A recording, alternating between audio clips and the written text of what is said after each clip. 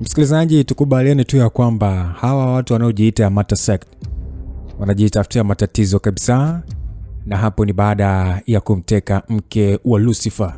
Unamteka mke wa shetani kabisa. Sasa ile mara ya mwisho tunaona ya kwamba ndani ya kama nusu saa tu hivi Roma alikuwa akiingia Kigamboni nyumbani kwake, na ni kweli ile anafika tu geti lilikuwa lipo wazi na hata mlango wa mbele wa nyumba yao ulikuwa wazi pia. Kwa alikimbilia ndani mpaka sebuleni kusasa kite jina la Edina na hakukuwa na majibu. Lakini ile sasa amesimama, alivyoangalia kwenye meza ya kioo aliona karatasi cha rangi ya njano kilichokuwa kimebandikwa kwenye meza ya gundi, yani kwenye meza pamoja na gundi. Sasa hicho karatasi bwana kilikuwa kina maneno yanayosomeka kwamba Your Majesty Pluto, jumbo nalokaa ni kubwa sana na tumeshangazwa. Tupo na mke wako pamoja na mama wa nyumbani. Ukiwataka wakiwa hai tuletee jiwe la kimungu ni Godstone. Sehemu ni Magwe Pande, uje peke yako. By Yamata Sect. Kwa hiyo kilikuwa ni karatasi ambacho kimeandikwa kwa lugha ya Kijapani, lakini Roma alielewa. Sasa hapo ndipo tupoishia kipi kitakachoendelea. Langu jina ni Lucas Lumbasi, mtayarishaji Singano JR.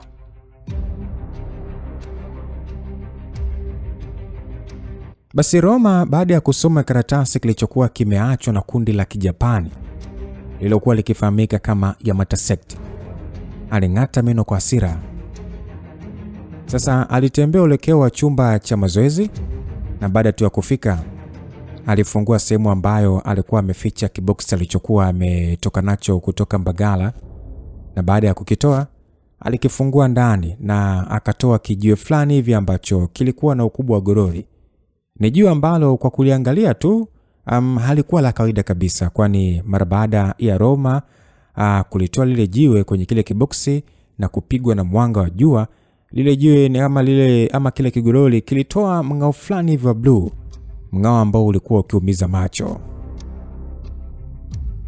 Asa Roma aliweka kile kijiwe mfukoni na akatoka ndani ya nyumba hii baada ya kufunga vizuri, na alianza safari ya kutafuta sasa hiyo Magwe Pande kama alivyokuwa ameelekezwa. Kutokana na spidi yake ya kuendesha alitumia zaidi ya dakika 40 hivi. Aliingia ndani ya msitu wa Magwe Pande, aliegesha gari yake na kisha akasonga mbele kwa mguu kutokana na kwamba barabara ilikuwa imefikia ukomo. So alipita nyumba kadhaa chache tu zilizokuwa ndani ya haya maeneo na kutokomea juu kabisa msituni, na ile sasa anatembea kwa dakika kama 10 hivi aliweza kuona watu aliokuwa akiwatafuta. Walikuwa wapo watatu na wote walikuwa Japani. Wa kwanza alikuwa ni Tanya. Kulikuwa na Tanuki ambaye Roma alikuwa akimfahamu, na mwingine alikuwa akifahamika kwa jina la Tengu. Tanya alionekana akiwa ameketi kwenye gogo sasa akiangalia kucha zake. Roma akauliza yuko wapi Edina na Biwema. Aliuliza Roma mara baada ya kuwafikia kwa mita kadhaa. Roma akajibiwa kwamba Your Majesty Pluto, don't get impatient. If you want to see them, we have to see Godstone. Sasa Roma baada ya kuambiwa hivyo, yeye kwanza alikuwa ni mtu fulani ambaye yupo serious sana. Roma akasema ya kwamba jiwe la kimungu lipo kwenye mfuko wangu, nataka kuona kwanza ili kuhakiki kama wako salama. Sasa Tanuki alicheka na kisha akasema ya kwamba yaani mtu mwenye uwezo wa kuwa watu zaidi ya 1000, Mungu wa wafu ambaye amechinja na kuwa watu wasiohesabika, leo hii amekuja kumwokoa mwanamke wa kawaida tu kwa kutumia jiwe la kimungu kweli? Aliongea Tanuki kwa kejeli bwana, na leo alikuwa akitumia Kiingereza tu. Basi Roma akaambiwa kwamba Your Majesty Pluto, I really got a bit jealous of as a woman myself. Asa Tanya aliongea hivyo akiona maana ya kwamba Mfalme Pluto najikuta tu ni kama ni mwenye kuona wivu kama mwanamke. Aliongea Tanya kusasa kitabasamu. Roma akasema acheni kuongea upuzi. Sijija kuokoa maisha mtu mmoja, mmeteka watu wawili, halafu sio mwanamke wa kawaida kama mnavyodhani. Aliongea Roma kusasa hasira zikionekana kwenye macho yake. Roma akaambiwa usio na wasiwasi, kama utatupatia jiwe la kimungu tutakurudishia mwanamke yule mzee, na baada ya kuturuhusu kukimbia kwa umbali wa kilomita 1 bila kutufukuzia, basi tutakuambia ni wapi mkeo alipo kwa kutumia njia zetu maalum za kuwasiliana. Na usije ukathubutu kutudanganya au kufanya jambo lolote la kijinga. Yaani ukifanya hivyo tu tutahakikisha haumuoni mke wako mrembo. Tanuki aliongea hivyo. Asa Roma akauliza kwamba kwa hiyo mnanitishia ama? Roma akaambiwa kwamba Mfalme Pluto, tunajua kwamba upendi kutishiwa kwenye maisha yako, lakini tunachokuambia ni jambo jepesi sana. Tupatie jiwe, umpate mke wako, na mpaka sasa muda unaenda, na zikipita dakika chache tu huenda mke wako akapatwa na shida. Asa Roma alijikuta kipando na jaziba sana. Aliingiza mkono wake kwenye mfuko, aliona hakuwa na jinsi zaidi tu ya kuwapatia kile walichokuwa wanataka ili amuokoe mke wake. Sasa baada ya kutoa kile kijiwe alichokuja nacho, Tanya, Tengu na Tanuki walijikuta wakitoa macho kwa furaha. Ukweli ni kwamba licha ya kwamba walikuwa wakisikia kuhusu jiwe la kimungu, lakini hawakuwahi kuliona live bila chenga. Roma akaambiwa kwamba Mfalme Pluto, umekuja nalo kweli? Hem, tupatie sachapo. Roma baada ya kuambiwa hivyo akasema kwamba nataka kumuona kwanza Biwema kama yupo salama ndio niwapatie. Roma akaambiwa kwamba hey, we swear upon the dignity of the warriors in Japan, as long as you give us Godstone, we'll definitely give the true hostage back to you safely. Anamaanisha kwamba tunapia kwa hadhi ya miungu ya kivita kijapani, kama utatupatia hilo jiwe ni uhakika lazima tutakurudishia familia yako ikiwa salama. Roma akasema huna haja ya kutaja hadhi ya miungu ya kijapani, sidhani kama mnajua hata maana ya hiyo hadhi. Aliongea Roma sasa akijiandaa kuwarushia jiwe upande wa Tanuki, lakini wakati ule ule ulisikika mvumo wa visu kumpita Roma kwa spidi kuelekea upande wa wale wa Japani, na wale Japani wakavikwepa. Sasa Tanya akaongea akasema kwamba we nani? Aliongea Tanya kwa sauti na kufanya sauti yake sasa ijirudie kwenye huu msitu, na muda huo sasa alitokea Agent Flamingo aliyekuwa akiema sana. Flamingo bwana alionekana amekuja hapo kwa spidi kweli kweli. Roma akasema kwamba Agent Flamingo, umekuja kufanya nini hapa? Flamingo akasema nimekuja kukupatia taarifa, jenerali wa jeshi ameniagiza usije ukatoa hilo jiwe. Sasa Roma baada ya kuambia hivyo, Roma akasema kwamba wewe na huyo jenerali wenu hamwezi kunifanyia maamuzi. Mmesikia, jiwe ni la kwangu na ni uhuru, yani nina uhuru wa kufanya maamuzi ninayotaka. Roma aliongea hivyo.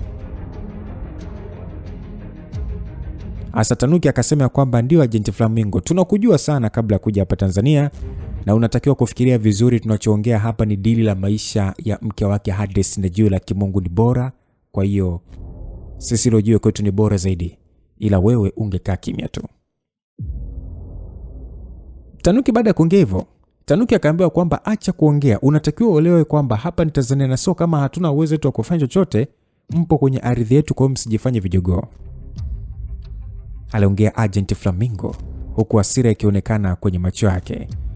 Sasa Tanya akasema kwamba unaongea sana mrembo, lakini mimi sidhani kama wewe una maamuzi. Sisi tunaongea na Pluto hapa, na yeye ndio atafanya maamuzi ya kuacha familia yake ife au atupatie jiwe la kimungu. Aliongea Tanya na Flamingo akaachana nao na kumwangalia Roma kwa macho huruma. Flamingo akasema kwamba Hades, tulikuwa tuna taarifa juu ya uwepo wa hilo jiwe hapa nchini na uhatari wake likifikiwa watu ambao ni mashetani kama hao, na tulikuwa tukiamini kwamba hautowapa watu wabaya, hivyo tunaomba usifanye hivyo. Jeshi la Tanzania lina jukumu la kulinda hilo jiwe. Magdalena, licha wewe kuwa mwanajeshi, Edwina ni rafiki yako, kwa nini unaweka maslahi mbele zaidi yani unaweka maslahi mbele dhidi ya maisha mtu? Aliongea Roma. Baada ya Roma kuongea hivyo, akaambia kwamba naelewa na pia najisikia vibaya, lakini naheshimu sheria za jeshi, na jambo unalotakiwa kulifanya linahatarisha usalama wa dunia kwa wakati mmoja, na pia jenerali mstaafu Athmani kaniagiza jiwe hilo lisitolewe kwa namna yote ile. Msikilizaji, unajua baada ya Jenerali Yang kuja Tanzania na kuomba kuundwa kikosi ambacho kitakuwa na kazi ya kulinda jiwe la kimungu ambalo lilikuwa kwenye mikono ya Roma, kikundi hicho bwana kiliundwa na mkuu wa kikundi hiko alikuwa ni jenerali mstaafu Athmani, babu yake Dinani.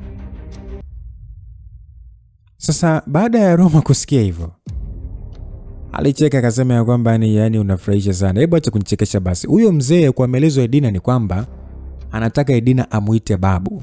Lakini leo hii anasahau kuwa Edina ni mjukuu wake na anataka kumwacha afe kwa ajili ya kijiwe tu kama hiki ambacho kwanza sio cha kwake na hata ajui kilipotoka. Flamingo akasema, Hades, jenerali anafanya haya kwa ajili ya usalama wa raia wa dunia yote. Kwa nini unashindwa kuona hili? Yaani mtu yupo tayari kutoa mjukuu wake kwa ajili ya usalama wa watu wengi. Nisikilize. Mimi nadhani hayo atakuwa ni juu yenu. Mimi Hades siwezi kutoa kafara familia yangu kwa kajiwe tu kama haka. Tena mke wangu. Hapana, yani nina uwezo hata wa kuuza dunia nzima kwa ajili ya kuokoa familia yangu. Nyinyi mnaojiita jeshi kama mnaona ni sawa kwa kutoa familia zenu kwa ajili ya kulinda taifa na usalama wa raia, sidhani mpaka miaka ijayo mtakuwa na familia. Huwezi kujiita unalinda nchi huku sasa ukishindwa kulinda familia yako. Nchi inaweza kwenye familia. Ukiwa na mtu unempenda, utapata hamasa kulinda taifa, kwani usalama wa raia unahusisha na familia yako. Sasa mnachoongea nyinyi ni upuuzi tu. Baada ya Hades kuongea hivyo, Flamingo akasema, vyote vile Hades, mimi nimetumwa hapa kuhakikisha kwamba hilo jiwe haulitoi. Wanajeshi wetu wanakuja na hawa watu hawatafanikiwa kuondoka. Baada ya Flamingo kusema hivyo, kwanza Hades alitabasamu kidogo. Akasema ya kwamba a living entrepreneur is far more useless than a dead person to the country. I can't afford to risk it in a life. I won't complain to trade this stone for my wife's life. Aliongea Roma na kisha akarusha jiwe kwenda kwa Tanuki. Sasa Tanuki alicheka akasema, Hades, wewe una busara sana. Aliongea Tanuki kwa furaha baada ya jiwe la kimungu kutua kwenye mikono yake. Sasa Agent Flamingo machozi alianza kumtoka. Hakuelewa ni kipi anaenda kueleza kwa wakuu wake juu ya jambo ambalo Roma alikuwa amelifanya. Flamingo akasema, Roma, kwa nini umefanya jambo la kijinga namna hiyo? Ni kweli umewapa hilo jiwe? Magdalena, tafadhali, naomba usinipigie kelele juu ya hilo jiwe, mimi kwangu halina thamani. Yaani kwa hiyo kabisa unamaanisha kwamba Edina ni muhimu kwako kuliko maisha ya watu wa dunia hii? Aliongea sasa machozi yakimtoka. Alionekana kuwa ni mwanamke ambaye alikuwa na machozi ya karibu sana. Magdalena, ngoja nikwambie kitu kimoja. Sio Edina tu, mwanamke wangu yote yule ambaye unamjua wewe ana muhimu mkubwa kuliko hako kajiwe. Basi baada ya Roma kuongea hivyo, Tanuki alicheka akasema, sikujua Mfalme Pluto unapenda warembo kiasi hiki. Watu nao watafuta wapo kwenye hii karatasi. Basi aliongea Tanuki huku sasa akitoa karatasi na kuipuliza na mdomo wake na ikamsogelea Roma na kuidaka. Na pale pale Tanya na wenzake walitoweka. Magdalena alitaka awakimbiza lakini alishindwa kabisa. Alisha kumwangalia Roma kwa hasira. Roma baada ya sasa kuangalia ile karatasi alijikuta akitoa matusi. Watu ambao walikuwa akiwatafuta walikuwa wapo kule Gamboni. Sasa Magdalena akasema ya kwamba Hades, yani kwanza jenerali atasikitishwa sana na hili jambo. Nasema kwamba kwenye jambo la kijinga ambalo umelifanya ni hii leo Roma. Sijui ni kwa nini hata unaitwa Pluto. Aliongea Magdalena. Roma akasema, hebu acha kunipigia kelele Magdalena. Na ukiniendelea kunisumbua nitakwenda kumuua huyo jenerali unayenipigia naye kelele bwana. Aliongea Roma na kuondoka. Asa Roma aliamua kupiga simu kwa The Eagles na kuwapa maelekezo ya sehemu ambapo Edina na Biwema walipo, maana alijua hatopata muda wa kuwafikia kama atataka kuwaokoa yeye mwenyewe. Basi Chara pamoja na Johnny baada ya kupata maelekezo kutoka kwa Mfalme Pluto waliondoka haraka sana kwenda eneo husika. Ilikuwa sio mbali sana na eneo la Mbutu. Wale wa Japani bwana walionekana kukodi kabisa nyumba na walionekana walikuwa hapo kwa muda mrefu kidogo, kwani ndio sehemu ambayo walikuwa wamewaweka Edina na Biwema. Na jambo la kusikitisha ni kwamba walikuwa wamewafunga kwenye swimming pool ambayo haikuwa na maji na wakaachia maji yanayoingia kidogo na kujaa. Na kama Roma angechelewa kidogo kufikia Yamata Sect, basi huenda Edina na Biwema wangezama, kwani mpaka The Eagles wanafika maji yalikuwa yamewafikia kwenye kifua. Sasa Edina baada ya kumwona mzungu mwanadada alijikuta moyo wake ukitulia sasa, kwani alikuwa na wasiwasi mwingi na mtu aliyekuwa akimwonea huruma ni Biwema, kwani Miguu ilikuwa imeshaanza kumvimba tayari kwa ubaridi wa maji. Basi Chiara akasema ya kwamba, Malkia Persephone, tusamee sana kwa kufanya haya ya kufikie. Ni uzembe wetu katika kazi. Mfalme Pluto katuagiza tuje kuokoa. Aliongea Chiara kwa heshima sana na kumchanganya Edina. Hakujua kwa nini anamuita malkia na hakuelewa huyo mfalme ni nani, na pia hakutaka kuuliza, licha ya kwamba hakuwa na maelezo ya kutosha juu ya Roma kuwa na hawa wazungu ambao walionekana kumfanyia kazi. Kwa muda huo alihitaji kutolewa kwenye maji kwanza. Roma alitumia dakika chache tu kufika Gamboni. Aliangalia haraka haraka mara baada ya kuegesha gari yake na kukimbilia ndani. Na huko kote kukimbilia ndani ni kumwangalia Edina na Biwema. Edina alikuwa amekaa sebleni akiwa na Biwema na mtu wa tatu ambaye alimshangaza Roma kuwepo hapo ndani. Mtu huyo hakuwa mwingine bali alikuwa ni Mage. Tena leo hii hakuwa kwenye mavazi ya kitrafiki bali ya kipolisi. Roma alijiuliza, huyu mwanamke kaja hapo nyumbani kufanya nini? Kwani kwa kumbukumbu zake hakuwa na kosa lolote alilofanya. Hey wife, pole kwa ile kukuta. Biwema, pole kwa ile kukuta isiwe na Edina. Mnisamee sana kwa kutokuwapatia ulinzi wa kutosha. Baada ya Roma kuongea hivyo, Biwema akasema, Mr. Roma, usijisikie vibaya. Yaliyotukuta sio kwa sababu yako, ni majambazi tu waliokuwa wakihitaji pesa na kututeka. Yaani una bahati ya kulala nyumbani, huenda ungetekwa na sisi. Aliongea Edina na Roma alitoa tabasamu la uchungu, na kwa jinsi sasa alivyomuona Edina ni kama hakuwa akijua ni watu gani walikuwa wamemteka. Roma aliinua macho yake kumwangalia Mage, ni kama alitaka kujua ni kwa nini mwanamke huyu alikuwepo hapa ndani. Na Edina alimuona Roma alivyokuwa akimwangalia Mage.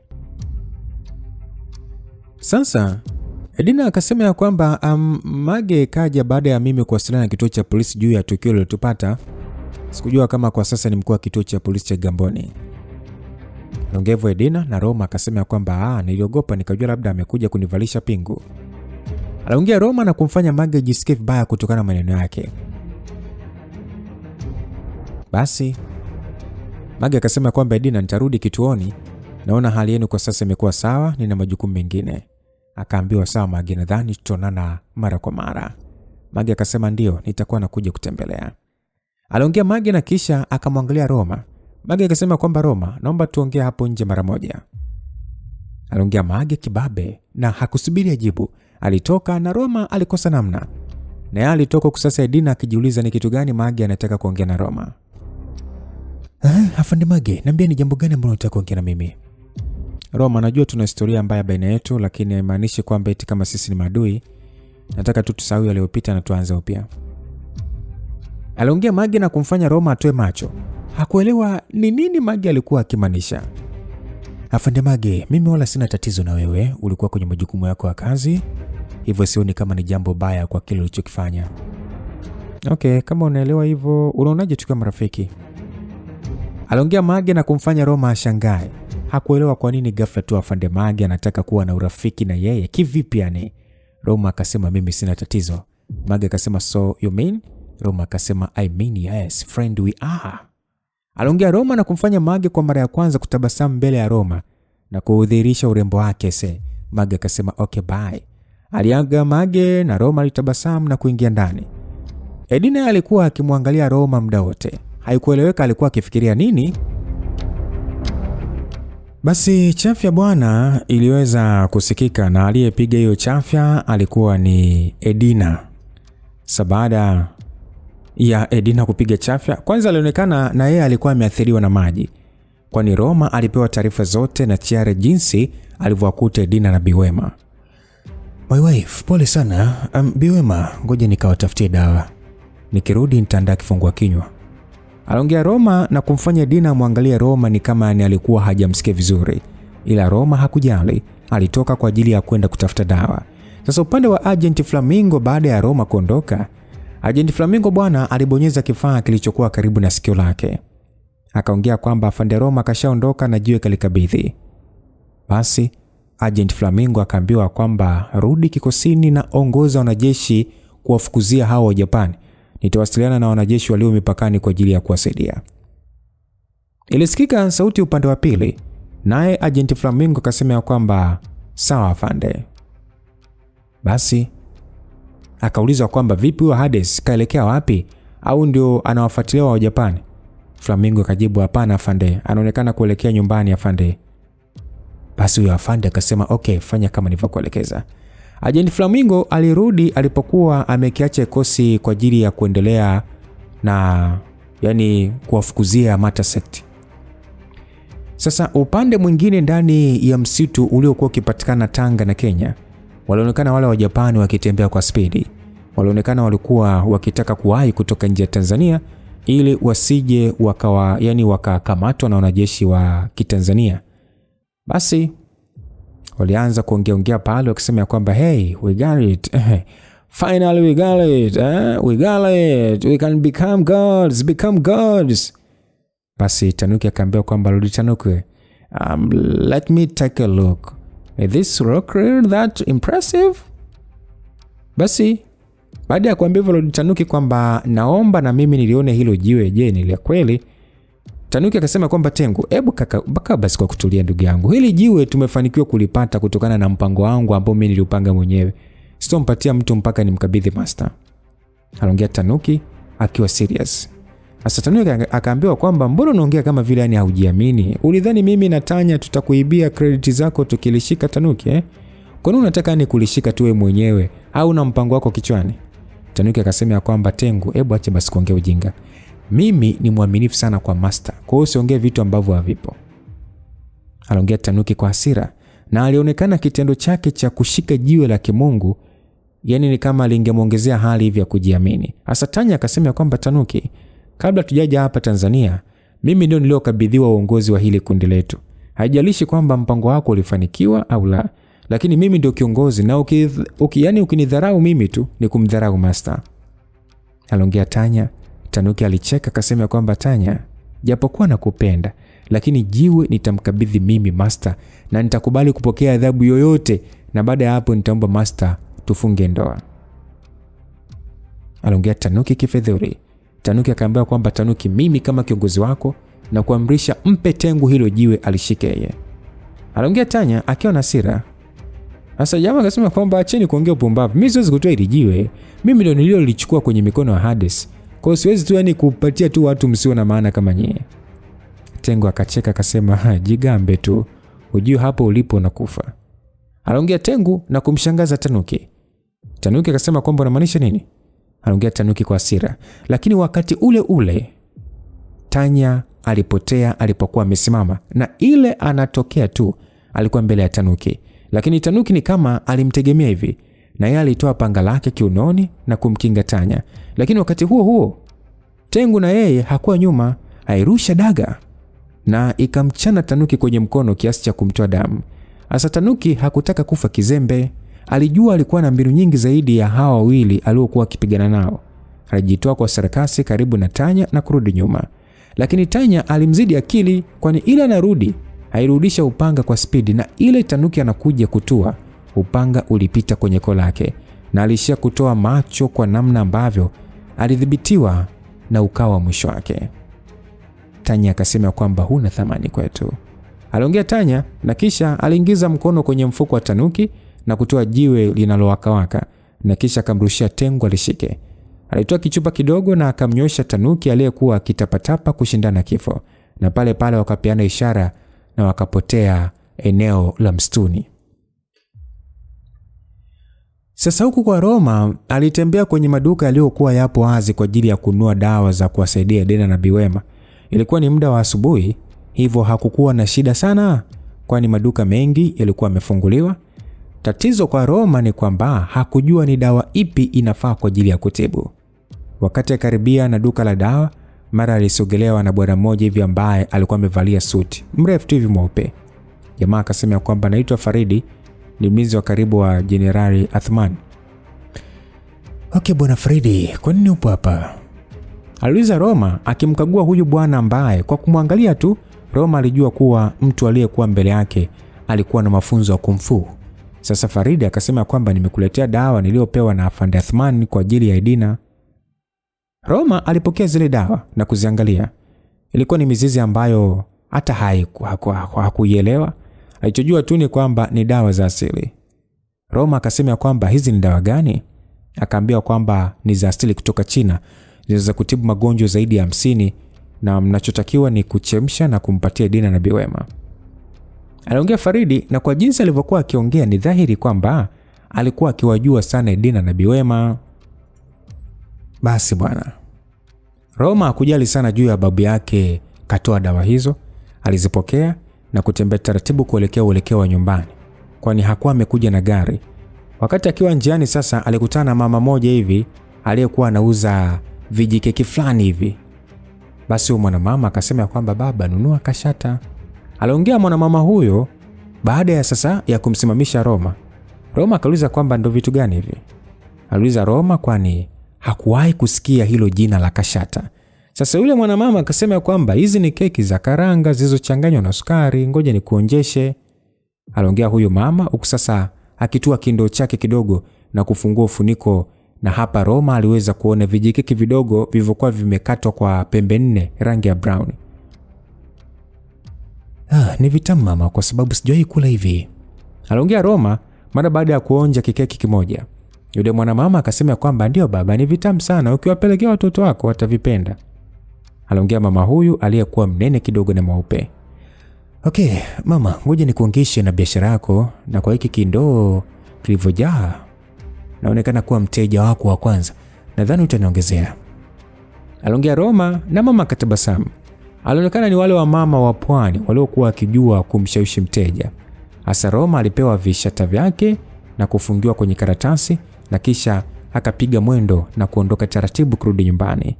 Biwema na Dina hawakuonekana eneo la sebuleni, walionekana wapo kwenye vyumba vyao wamejipumzisha, na Roma hakutaka kuwasumbua sana.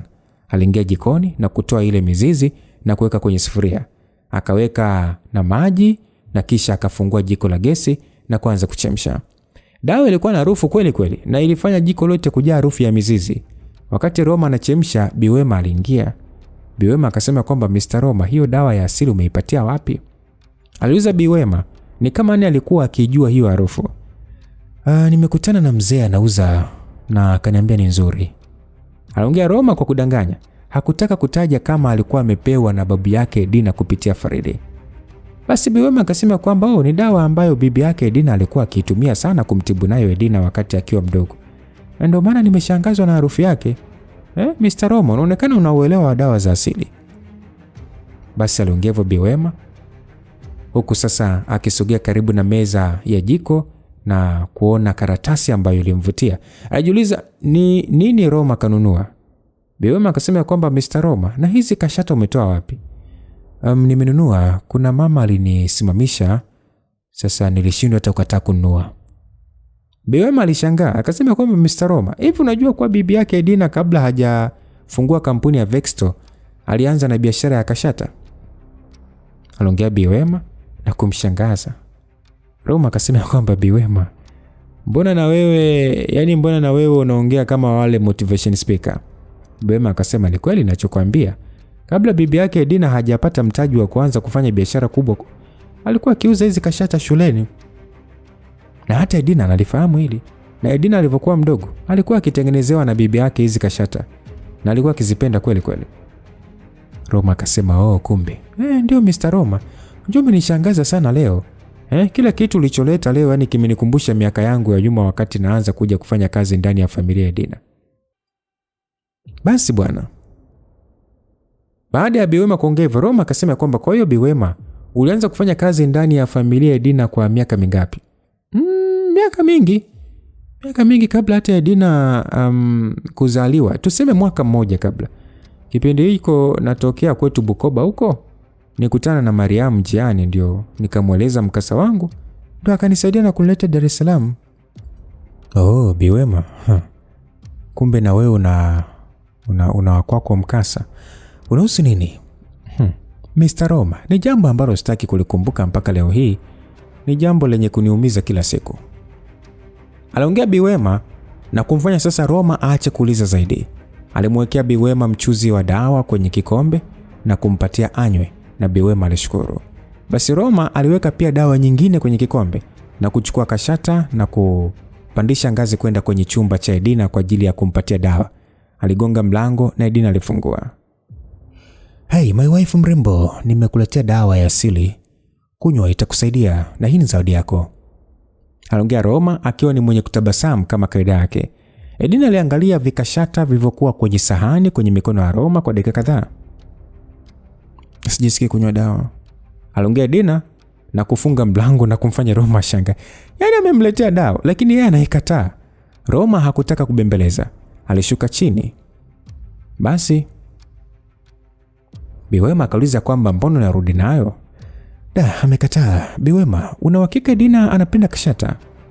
Aliuliza Roma aliyeshikilia kikombe chake akiwa sasa amesimama uelekeo wa kwenda jikoni. Na Biwema akatabasamu akasema, "Mr. Roma, una safari ndefu ya kumjua mke wako. Kwa jinsi ulivyompelekea ni lazima tu umemkumbusha miaka ya nyuma." Basi Roma alishangaa na kujiona amekosea, huenda amemkumbusha majonzi ya Edina ya kufiwa na wapendwa wake. Kwa hiyo alijiongea upande wa jikoni na kuweka kombe kwenye kabati na kuanza kusuguza vyombo alivyotumia, na alipanga pia andae chai. "Roma, hiyo dawa iko wapi?" aliuliza Edina ambaye alikuwa amesimama mlangoni akiwa sasa na t-shirt lake lenye maandishi ya Fair Girl. Huko sasa chini akiwa amevalia kijikaptula tu kilichoishia magotini. Alionekana kujiachia leo. Roma akasema kwamba hii hapa wife. Aliongea Roma na kumpatia kombe. "Na hizo kashata ulizokuwa umebeba ziko wapi? Nataka nitolee uchungu wa hii dawa." Aliongea Edina kwa sauti yake tu kama vile alikuwa mtoto. "Wife, unajua umekuwa mcute sana ghafla tu." Aliongea Roma kwa sasa akimpatia Edina kashata, na Roma akaendelea na kazi yake ya kuandaa kifungua kinywa. Licha ya kwamba muda ulikuwa umeenda. Sasa wakati Roma yupo bize, hakujua kama Edina yupo tu anamwangalia muda wote. Edina alikuwa amesimama kwa sasa akiangalia namna ambavyo Roma yuko bize. Kwake ni picha ambayo hakuwa akitegemea kuiona kwa Roma, na ilimfanya ajisikie utamu kwenye moyo wake. "Wife, mbona unaangalia sana?" aliongea Roma na kumfanya Edina aone aibu kwa kukamatwa. Nitaka tu nikwambie baadaye kuna sehemu nataka unisindikize." aliongea Edina kwa sauti ya chini. "Wapi uko wife? Mbona unaongea kama mtoto anayeomba ruhusa wazazi wake aende disco?" Kuna familia moja tu, ni washirika wetu wa kibiashara kwa miaka mingi, na ni moja ya familia pia yenye nguvu sana ndani ya Tanzania. Kwa hiyo wameomba tu tuhudhurie pamoja." aliongea Edina na Roma alitabasamu. Akasema, "Usijali wife, tutaenda. Na kukumbusha tu ni watu wazito ndani ya hili taifa. Hivyo jitahidi sana kwa makini na utumie hiyo fursa vizuri kwa faida yako ya baadaye." "Wife, usiniambie ndio ushaanza kunitengenezea watu wa kukutana na mimi kwa ajili ya kutengeneza connection?" Nataka wache tabia yako ya kucheza magame na kulala tu kazini. Nataka angalau unisaidie kwenye baadhi ya mambo. Na ndio maana nataka ukutane na watu wakubwa ndani ya taifa hili ambao watakusaidia baadaye." Roma alitabasamu huku akimwangalia Edina jinsi alivyokuwa serious na maneno yake. "Wife, usijali, najua majukumu ya kuongoza kampuni yanakuchosha, hivyo nitakuwa nakusaidia pale utakapokuwa unataka msaada wangu." Kumbe unajua nachoka. "Wewe unanisaidia sasa. Wewe ulifikiri mimi napenda kila saa kuwa tu kwenye kampuni bila kupumzika? Ni kwa sababu familia nyingi zinanitegemea. So nakosa tu mtu sahihi wa kunisaidia. Simaanishi kwamba hauko vizuri. Mimi ninachomaanisha tu angalau unisaidie. Najua una uwezo mkubwa ila hutaki tu kuutumia." aliongea Edina. Leo kwa mara ya kwanza kwa namna ya kufunguka ilimshangaza sana Roma. Ila hakutaka kuweka kila kitu kwake. Aliona huenda Edina alishaanza kuona umuhimu wake na anaanza kumkubali kama mume wake. Basi Roma na Edina hawakwenda kazini kabisa, waliishia kupumzika tu. Roma alikaa chumbani kwake na kuangalia runinga kwa muda. Sasa baada ya kuchoka, ailala mpaka muda wa jioni alipokuja sasa kushtuliwa na simu yake iliyokuwa ikiita mfululizo. Aliangalia jina la mpigaji na kuona ni namba mpya, tena ambayo sio ya Kitanzania. "Yes, hello. Hades, ni mimi balozi hapa." "Ndio balozi. Nimekupigia kueleza kuwa wiki ya kesho Sofia anakuja Tanzania na ameniambia hataki kukaa kwa babu yake, kwa hiyo anataka aje akae unapoishi." Aliongea balozi na kumchanganya Roma. "Balozi, hakuna ulazima wa Sofia kukaa nyumbani kwangu. Kwanza kabisa sina mpango wa kumfanya mke kama unavyotaka." "Hades, ninachokuomba sio kumfanya Sofia kuwa mkeo. Nataka tu akae kwa muda kidogo hapo kwako." Unafikiri hilo swala linawezekana vipi balozi Sofia na Edina ni ndugu na unajua kuwa Edina na familia yako hampatani. Hilo lisikupe shida Hades. Edina hamjui Sofia kabisa. Hades, unaonaje ukimwambia mke wako Sofia ni mdogo wako na unaomba akae hapo nyumbani kwako kwa muda? Balozi, unaongea vitu ambavyo haviwezekani aisee. Na mimi simhitaji Sofia. Basi aliongea Roma huku sasa akionyesha hasira wazi wazi na kukata simu na kuitupia pembeni.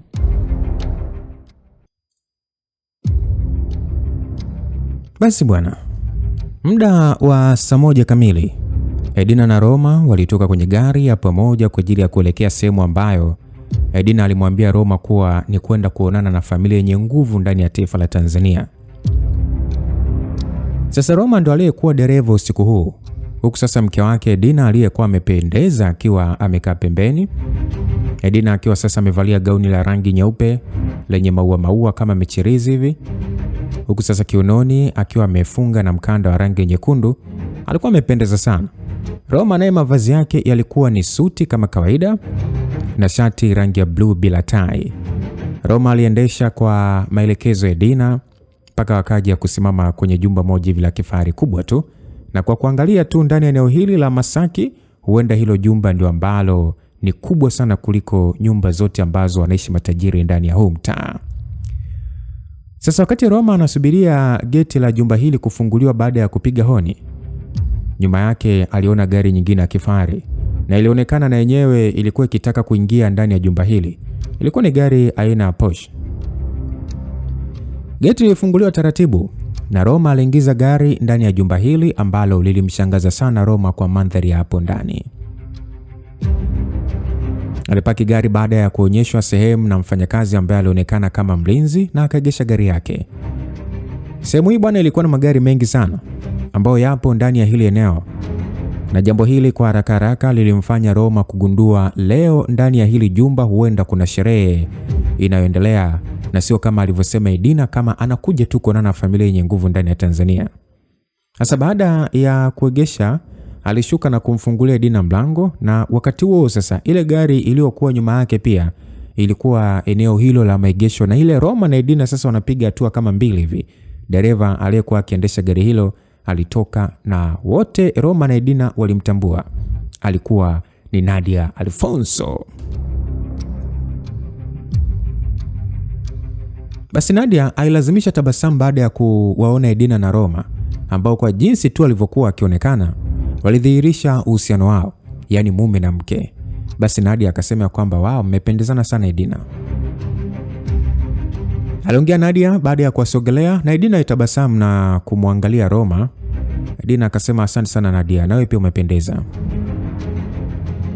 Aliongea Edina huku sasa Roma akimwangalia Nadia bila ya kuongea, na Nadia alimwangalia Roma usoni ni kama alikuwa akisubiria Roma amsifie, ila Roma hakufanya hivyo. Alionekana akikumbuka baadhi ya mambo. Sasa Nadia akasema ya kwamba Mr. Roma, hatujaonana tokea urudi Japan. Hongera kwa kukamilisha jambo kubwa kwa kampuni. Asante sana Nadia, yote nimefanya tu kwa ajili ya mke wangu kipenzi. Aliongea Roma sasa kitabasamu na kumkonyeza Edina aliyetabasamu. Ila sasa kwa Nadia hakuonesha kufurahi kwa namna Roma alivyomwangalia Edina, zaidi tu ya kuweka tabasamu bandia usoni. Waliongozwa na mfanyakazi wa kike na kuzunguka upande wa pili wa jumba hili. Hawakuingia ndani kama Roma alivyotegemea. Roma aliendelea kuangalia mandhari ya kuvutia jumba hili. Sasa kuna mwanamama mmoja hivi alisema kwamba Nadia, Edina, karibuni. Aliongea mwanamama mmoja hivi ambaye ni maji ya kunde, mtu mzima tu, makadirio ya miaka kama 45 hivi. Mwanamama huyu baada ya kuwasogelea, macho yote alikuwa kwa Roma. Alimwangalia Roma kama vile alikuwa akimfananisha na Roma kwanza mwenyewe alitambua hilo. Basi Nadia akasema kwamba asante sana Mrs. Mohamed. Alijibu Nadia na wakapeana mikono. Alikuwa ni mwanamama ambaye alionekana mkarimu kwa jinsi alivyokuwa ameweka tabasamu usoni mwake. Basi Edina akasema kwamba Mrs. Mohamed, huyu ndio mume wangu. Anafahamika kwa jina la Roma Ramon. Roma, huyu ni mke wa Mohamed, tulikutana naye kwenye kusanyiko. Aliongea Dina akimtambulisha Roma. Sasa Roma naye akasema kwamba unamaanisha huyu ndio mke wa yule tajiri Aziz. Baada ya Roma kuuliza hivyo, yule mama akasema ndio Mr. Roma, naitwa Mama Nusra. Hongera kwa kupata mke mzuri kama Edina. Edina, hongera, nimefurahi kukutana na Mr. Roma. Aziz alikuwa akiniambia kuhusu mumeo na nilitamani sana kumuona. Basi aliongea mama huyu kwa furaha na kumfanya Nadia aliyekuwa pembeni kuchukizwa na sifa za Mama Nusra. Basi Roma naye akasema nafurahi pia kukufahamu Mama Nusra. Unaonekana kuwa mkarimu kweli kweli na sikudhania Aziz atakuwa na mke kama wewe.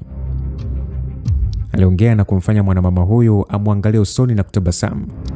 Huyu mwanamama akasema kwamba ulidhani atakuwa na mke wa aina gani? Kwa anavyoonekana ana hela ila swaga hana. Hata mimi mwenyewe nimemzidi. Kwanza anacheka kichafu na nilijua hatakuwa na mwanamke mrembo kama wewe. Eti Mama Nusra, umempendea nini ule mzee au ni kwa sababu ana pesa? Aliongea Roma na kumfanya Dina mfinye. Maana aliona Roma anaanza kuongea ujinga tu. Lakini kwa Mama Nusra alijikuta akicheka. Alionekana kujisikia vizuri sana kusifiwa kwa aina ya tofauti na Roma. Basi Dina na Roma waliongozwa mpaka upande wa swimming pool, sehemu ambayo ilikuwa imepambwa. Kulionekana kulikuwa na sherehe iliyokuwa ikiendelea hapa ndani, kwani pia kulikuwepo na wageni japo hawakuwa wengi sana. Basi tajiri Mohamed akasema kwamba, "Oh, Mr. Roma. Tunaonana tena bwana." Anaongea tajiri Mohamed, alionekana kufurahia sana kama kawaida yake na cheko lake. Aisee, sema mzee unajua kucheka kichafu aisee. Mkeo anaweza kuingia kwenye 10 bora ya wanawake wenye huruma ndani ya Tanzania. Anyway, mimi na mke wangu tunafurahi sana kukutana na tunafurahi sana kukutana na wewe kwa mara nyingine tena. Aliongea Roma na tajiri huyu alichukulia maneno ya Roma kama sifa tu na alicheka tena. Tajiri Aziz akasema, Edina, kwa jinsi ulivyo mzuri, nilikuwa nikitegemea utatafuta mwanaume matawi ya juu. Sikudhania utakuja kuangukia kwa mwanaume mbeba mizigo asiye na pesa. Aliongea tajiri Aziz na Roma alitabasamu, aliona huyu mzee anamlipizia.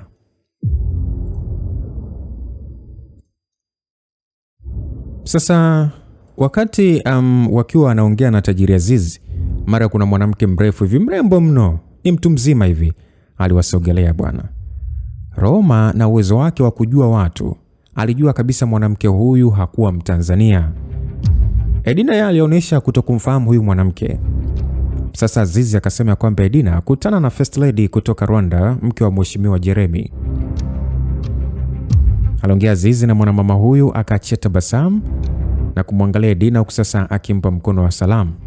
Mwanamama akasema nafurahi kukufahamu, hakika ni kama watu wanavyo kuzungumzia, wewe ni mrembo sana. Aliongea mwanamama huyu kwa Kiingereza na Edina alitabasamu tu. Edina akasema nimefurahi pia kukutana na First Lady kutoka Rwanda. Aliongea Edina huku akiwa sasa ametabasamu, ila kwa Roma kuna kitu alikuwa akikiangalia kwenye uso wa huyu mwanamke, kitu ambacho mtu ambaye ni wa kawaida hawezi kukigundua. Roma aligundua huyu mwanamke anayefahamika kwa jina la First Lady hakuwa na tabasamu la dhati, ni kama alikuwa akiforce hivi na haikueleweka ni kwa namna gani aligundua.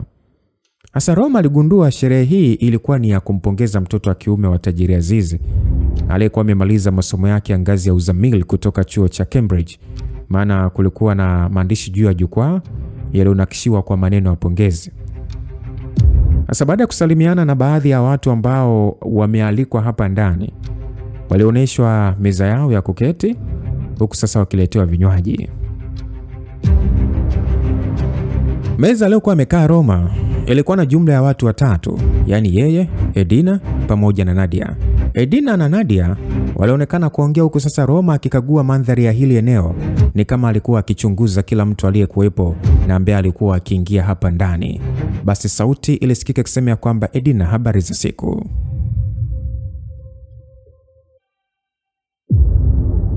Ilikuwa ni sauti iliyowafanya Edina na Nadia waliokuwa wakiongea wainue macho yao na kumwangalia ni nani aliyekuwa akiwasalimia. Na hata kwa Roma pia aligeuza shingo yake na kuangalia upande wa mtu aliyesalimia. Oh, Dennis. Nzuri, habari. Aliongea Edina. Kwa sababu mtu aliyefika hapo alikuwa ni Dennis, mtoto wa Rais Senga. Hata Roma mwenyewe alimkumbuka huyu bwana. Na tena alikumbuka kipindi wanaenda ikulu na Edina, kuna jambo aliweza kuligundua kwenye uso wa Dennis. Basi Dennis akasema, salama kabisa, umezidi kuwa mrembo Edina.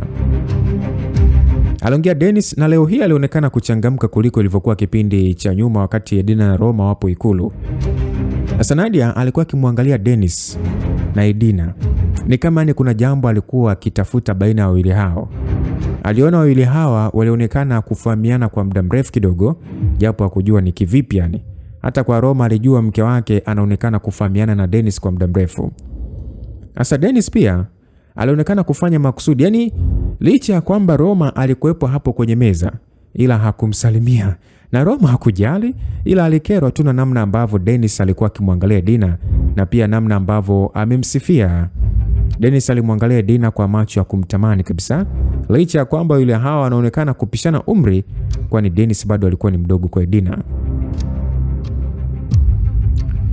Wakati Roma akiangalia namna ambavyo Dennis akiongea na Dina, mara alikuja akazibwa uso na mikono milaini, na haraka haraka aligundua aliyemziba ni mwanamke, ila alishindwa kung'amua mwanamke huyo ni nani. Sauti ilinong'oneza ikisema ya kwamba ukinifahamu na kuachia. Ilimnong'oneza sauti masikioni, na Roma alijikuta akikumbuka sauti hiyo, lakini alishindwa kujua ni wapi alisikia. Roma akasema, kwa hiyo nisipokukumbuka utaendelea kuniziba hivi hivi mpaka sherehe ishe ama?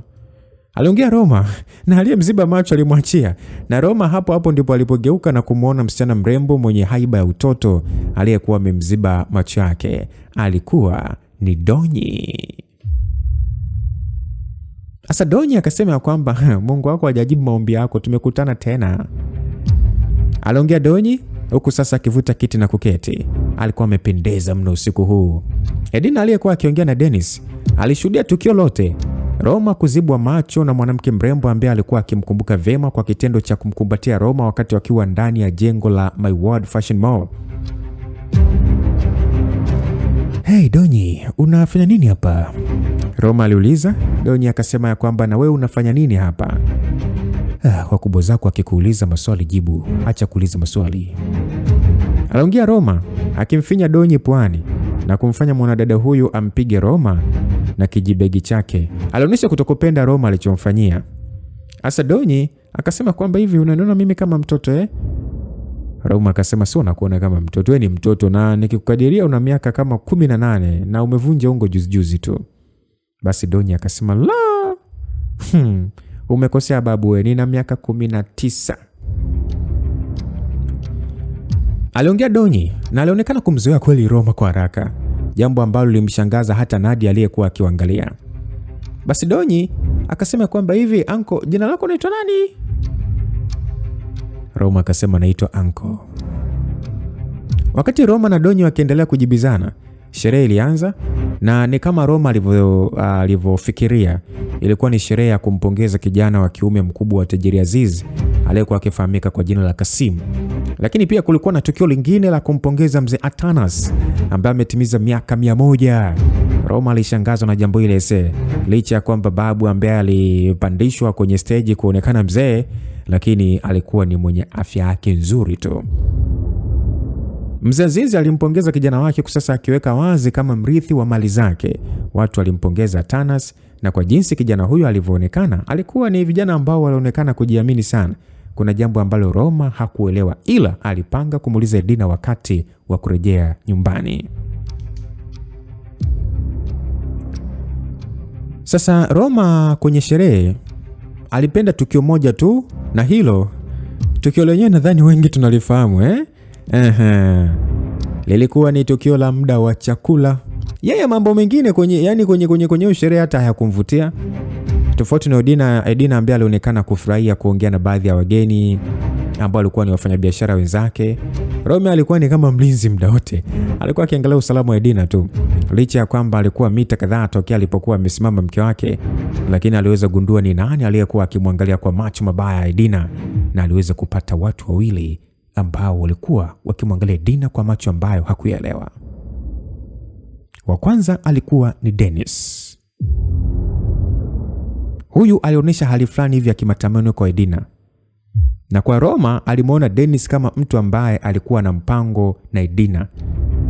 Na kuonesha kuheshimu Edina kama mwanamke ambaye ana mume, Yaani akuonyesha kabisa kumheshimu kabisa Dina kama ni mwanamke ambaye anafanyaje, ana mume wake. Jambo ambalo kwake sio kama hakupenda wanaume kumwangalia Dina kwa macho ya kumtamani.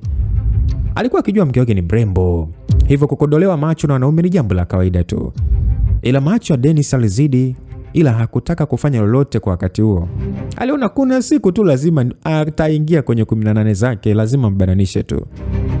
Mtu mwingine aliyekuwa akimwangalia Dina alikuwa ni mke wa Rais Jeremy, aliyetambulishwa kwake kama First Lady. Huyu mwanamama bana, Roma alimuona kama tu ni mtu ambaye hakuwa akimwangalia Dina kwa namna ya kumtakia mema, alimwangalia kwa namna fulani hivi ambao mwenyewe alitafasiri kama mtu mwenye kinyongo. Wakati Roma akiwa ameshikilia waini yake, mara alikuja kushtuliwa na mke wa tajiri Aziz, yani Mama Nusra. Mwanamama huyo akasema kwamba Mr. Roma, kuna mtu nataka uonane naye, nadhani hautojali nikikuiba kwa dakika. Aliongea mwanamama huyu na Roma alitingisha kichwa na kuongozana na Mama Nusra. Waliingia ndani ya jumba hili kubwa tu ambalo kwa ndani lilikuwa likipendeza zaidi ya nje. Sasa kutokana na thamani ya hali ya juu zilizokuwa zimetumika kama mapambo, aliongozwa mpaka kwenye chumba ambacho Roma aligundua kuwa chumba hiki sio sebule bali ni kama chumba cha kulala. Roma alikaribishwa, akaambiwa kwamba karibu Mr. Roma. Roma alikaribishwa na Mama Nusra ndani ya chumba hiki ambacho kilikuwa ni chumba kilichokuwa kinajitegemea, kwani kilikuwa na sebule kwa ndani. Kulikuwa kuna kimeza kidogo tu cha kusomea, na kwenye hiyo meza kulikuwa kuna kompyuta aina ya Dell. Roma macho yake yalipita haraka kukagua chumba kizima, na hapa ndipo alipoweza kuona picha kubwa iliyotundikwa ukutani. Bwana, picha hii ilikuwa ni ya Mzee Atanas na rais wa kwanza wa Tanzania Julius Kambarage Nyerere na wanaume wawili ambao Roma hakuwafahamu. Ilikuwa ni picha ya pamoja ambayo kwa kuiangalia tu ungegundua watu waliokuwa kwenye picha hiyo walionekana kuwa marafiki kutokana na mkao wao. Walikuwa wameangalia, yani ni kama wameangaliana huku sasa wakicheka. Wakati Roma akiwa sasa anachunguza chumba hiki, mara mlango ulifunguliwa tena na akaingia tajiri Mohamed aliyekuwa akisukuma baskeli ya matairi manne ambayo ilikuwa imembeba Mzee Atanas mpaka upande wa kulia kwake. Asa Mama Nusra akasema kwamba baba, huyu ndio mume wa Edina. Aliongea Mama Nusra akimtambulisha Roma. Wakati huu tajiri Mohamed akiwa sasa amekaa chini na yeye, mzee huyu akasema kwamba nafurahi kukufahamu Mr. Roma. Naitwa Mr. Atanas. Nadhani haujawahi kunisikia popote. Aliongea mzee huyu na alionekana bado akili zake zilikuwa zinafanya kazi, jambo ambalo pia lilimshangaza Roma na macho yake pia alionyesha kuwa vyema sana. Ndio babu Atanas, sijawahi kukusikia popote. Aliongea Roma, na hata Edina hajawahi kutamka jina yani jina la huyu mzee kwa Roma. Basi mzee huyu akasema kwamba ndio inawezekana sana, ila mimi na bibi yake Edina tulisoma wote, hivyo Edina ni kama mjukuu wangu kutokana na ukaribu wangu na bibi yake. Aliongea mzee huyu na kumfanya Roma atingishe kichwa kuelewa. Basi mzee huyu akasema kwamba Mr. Roma, utanisamehe kama nitavuka mipaka, lakini nataka kujua asili yako, nikimaanisha sehemu ulozaliwa na baadhi ya ndugu zako. Aliongea mzee huyu kwa sauti yake ya hafifu tu, na Roma alifikiria kidogo. Upande wa tajiri Aziz alionekana kuwa ni mtulivu sana hapa ndani na alionyesha heshima kubwa kwa huyu babu. Roma akasema kwamba kuhusu familia yangu hapa Tanzania sijui, ila ninachojua ni kwamba nimezaliwa Tanzania. Mimi nimekulia nchini Marekani, niliokolewa tu, na kama utaniuliza ni kwa namna gani niliweza kulelewa nchini Marekani, nitakwambia tu ni sijui, lakini huko ndo kama nilikolelewa tu huko Marekani. Aliongea Roma na kumfanya Mama Nusra atoe macho. Mama huyu akauliza kwamba kwa hiyo Mr. Roma, hapa Tanzania hauna ndugu kwa maneno marahisi, si ndio? Roma akajibu ni kama nilivyojibu. Basi mzee akasema kwamba okay Mr. Roma, utusamee tu kwa kuuliza maswali binafsi sana kuhusu maisha yako.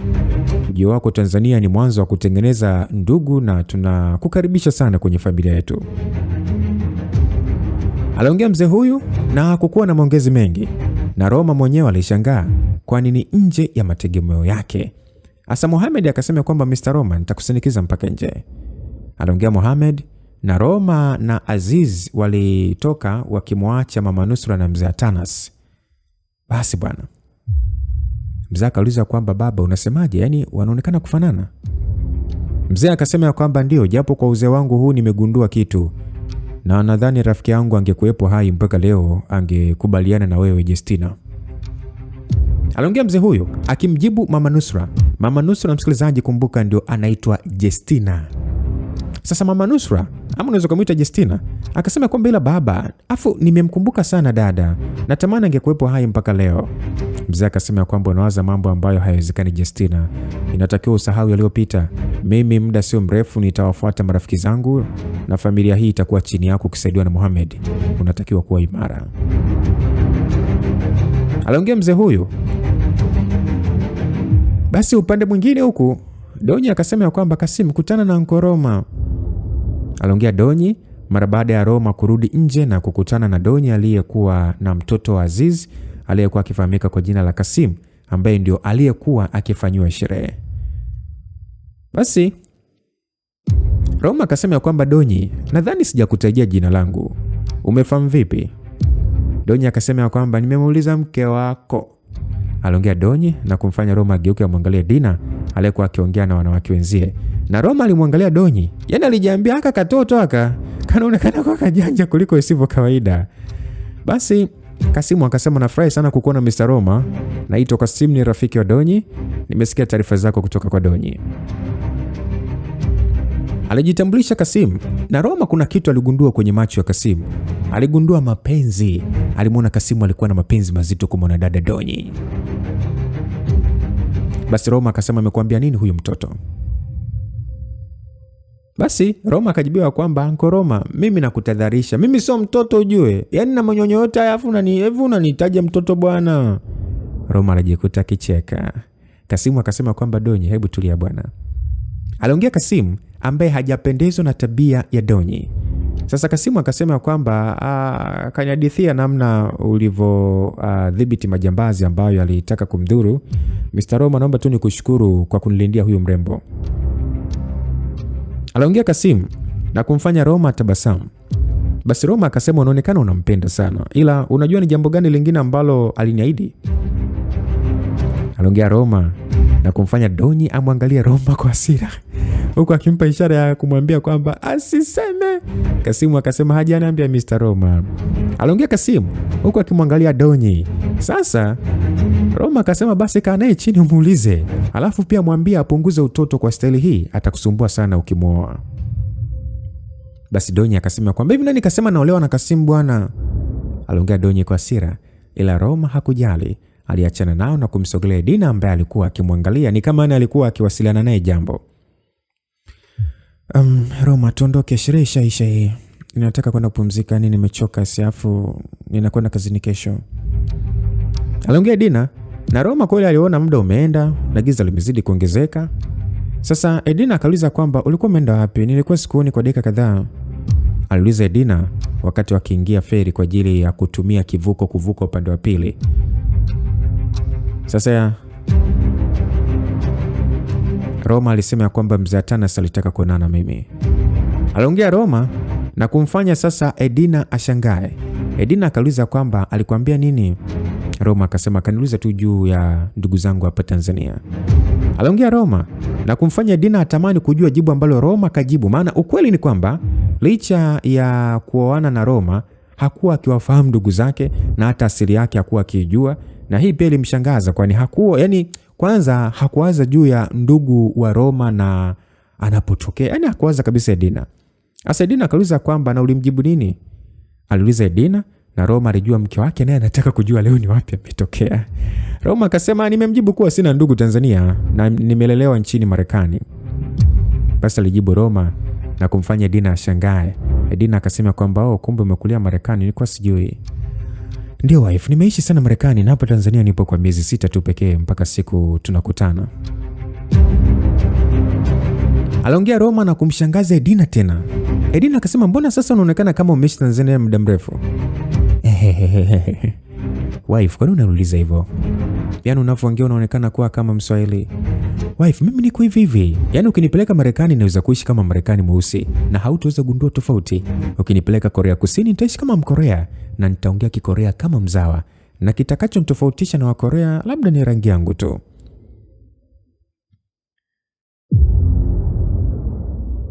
Kauli hiyo ya Roma ilimfanya Dina ashangae sana. Alijiuliza kuna siri gani ipo nyuma ya maneno ya Roma, lakini aliona anyway, ngoja aulize maswali ambayo ni muhimu kwake. Kwa hiyo, kwa nini umerudi Tanzania ikiwa huna ndugu? Mimi nimekuja kutafuta asili yangu ya Dina. Ndio mission kubwa ilionileta Tanzania. Walionilea waliniambia wazazi wangu wanaweza wakawa hai, na ndio maana nipo hapa Tanzania. Aliongea Roma kwa kifupi. Kiukweli ni kwamba alikuwa akichagua jibu la kumpa Edina. Edina alijikuta akijisikia huzuni sana. Hakujua mume wake alikuwa na historia ina hiyo kwenye maisha yake, na pia alijilaumu kwa kutokulijua hilo mapema, na kwa haraka sana aliona huenda mpaka sasa Roma anawachukulia Bi Wema na yeye kama ndugu zake wa pekee hapa Tanzania.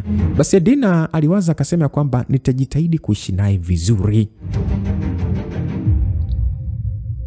Aliwaza Edina huku sasa akimwangalia Roma aliyekuwa biza akitoa gari kwenye Panton. Basi Roma naye aliwaza ya kwamba ningemwambia nimeishi zaidi ya mataifa 100 kwa muda tofauti tofauti asingeniamini. Aliwaza Roma huku akiongeza mwendo baada ya kuingia barabarani. Wife, Mzee Atanas ni nani haswa, na kwa nini umesema ndio familia yenye nguvu ndani ya taifa la Tanzania? Na Mzee Atanas ni watu wachache sana wanamfahamu ndani ya taifa hili. Naweza kusema ndio mzee tajiri sana ndani ya Tanzania. Aliongea Dina na kumfanya Roma ashangae. Roma akauliza kwamba unamaanisha nini wife kusema kwamba ndio mzee tajiri? Utajiri wa Aziz Mohamed umetokana na Mzee Atanas, na hii ni baada ya mtoto mkubwa wa Mzee Atanas, Mama Nusra, kuolewa na Mohamed. Kwa historia ambayo sijui vizuri ni kwamba tajiri Aziz hakuwa na pesa kabisa wakati akimwoa Mama Nusra. Kwa hiyo wife, unamaanisha kwamba Mzee Atanas ndio tajiri na Mohamed ni mwakilishi tu? Siwezi kusema ndio, kwani Mzee Atanas anampenda sana Mzee Aziz na anamchukulia kama sehemu yake ya familia, licha ya kwamba ni kitu na yani ni mtu na mkwe wake. Mzee Atanas hakubahatika kupata mtoto wa kiume kwenye ujana wake, ndio maana aliongea hivyo Edina. Roma akauliza kwamba kama ni hivyo, kwa nini ajifiche kwenye mgongo wa Mohamed? Hilo sijui, ila kwa maelezo alionipatia bibi ni kwamba Mzee Atanas na rais wa kwanza wa Tanzania walikuwa ni marafiki wakubwa sana na walisoma wote chuo kimoja kipindi cha ukoloni. Na Mzee Atanas alikuwa ni mshauri mkuu kwa Rais Nyerere juu ya masuala ya uchumi.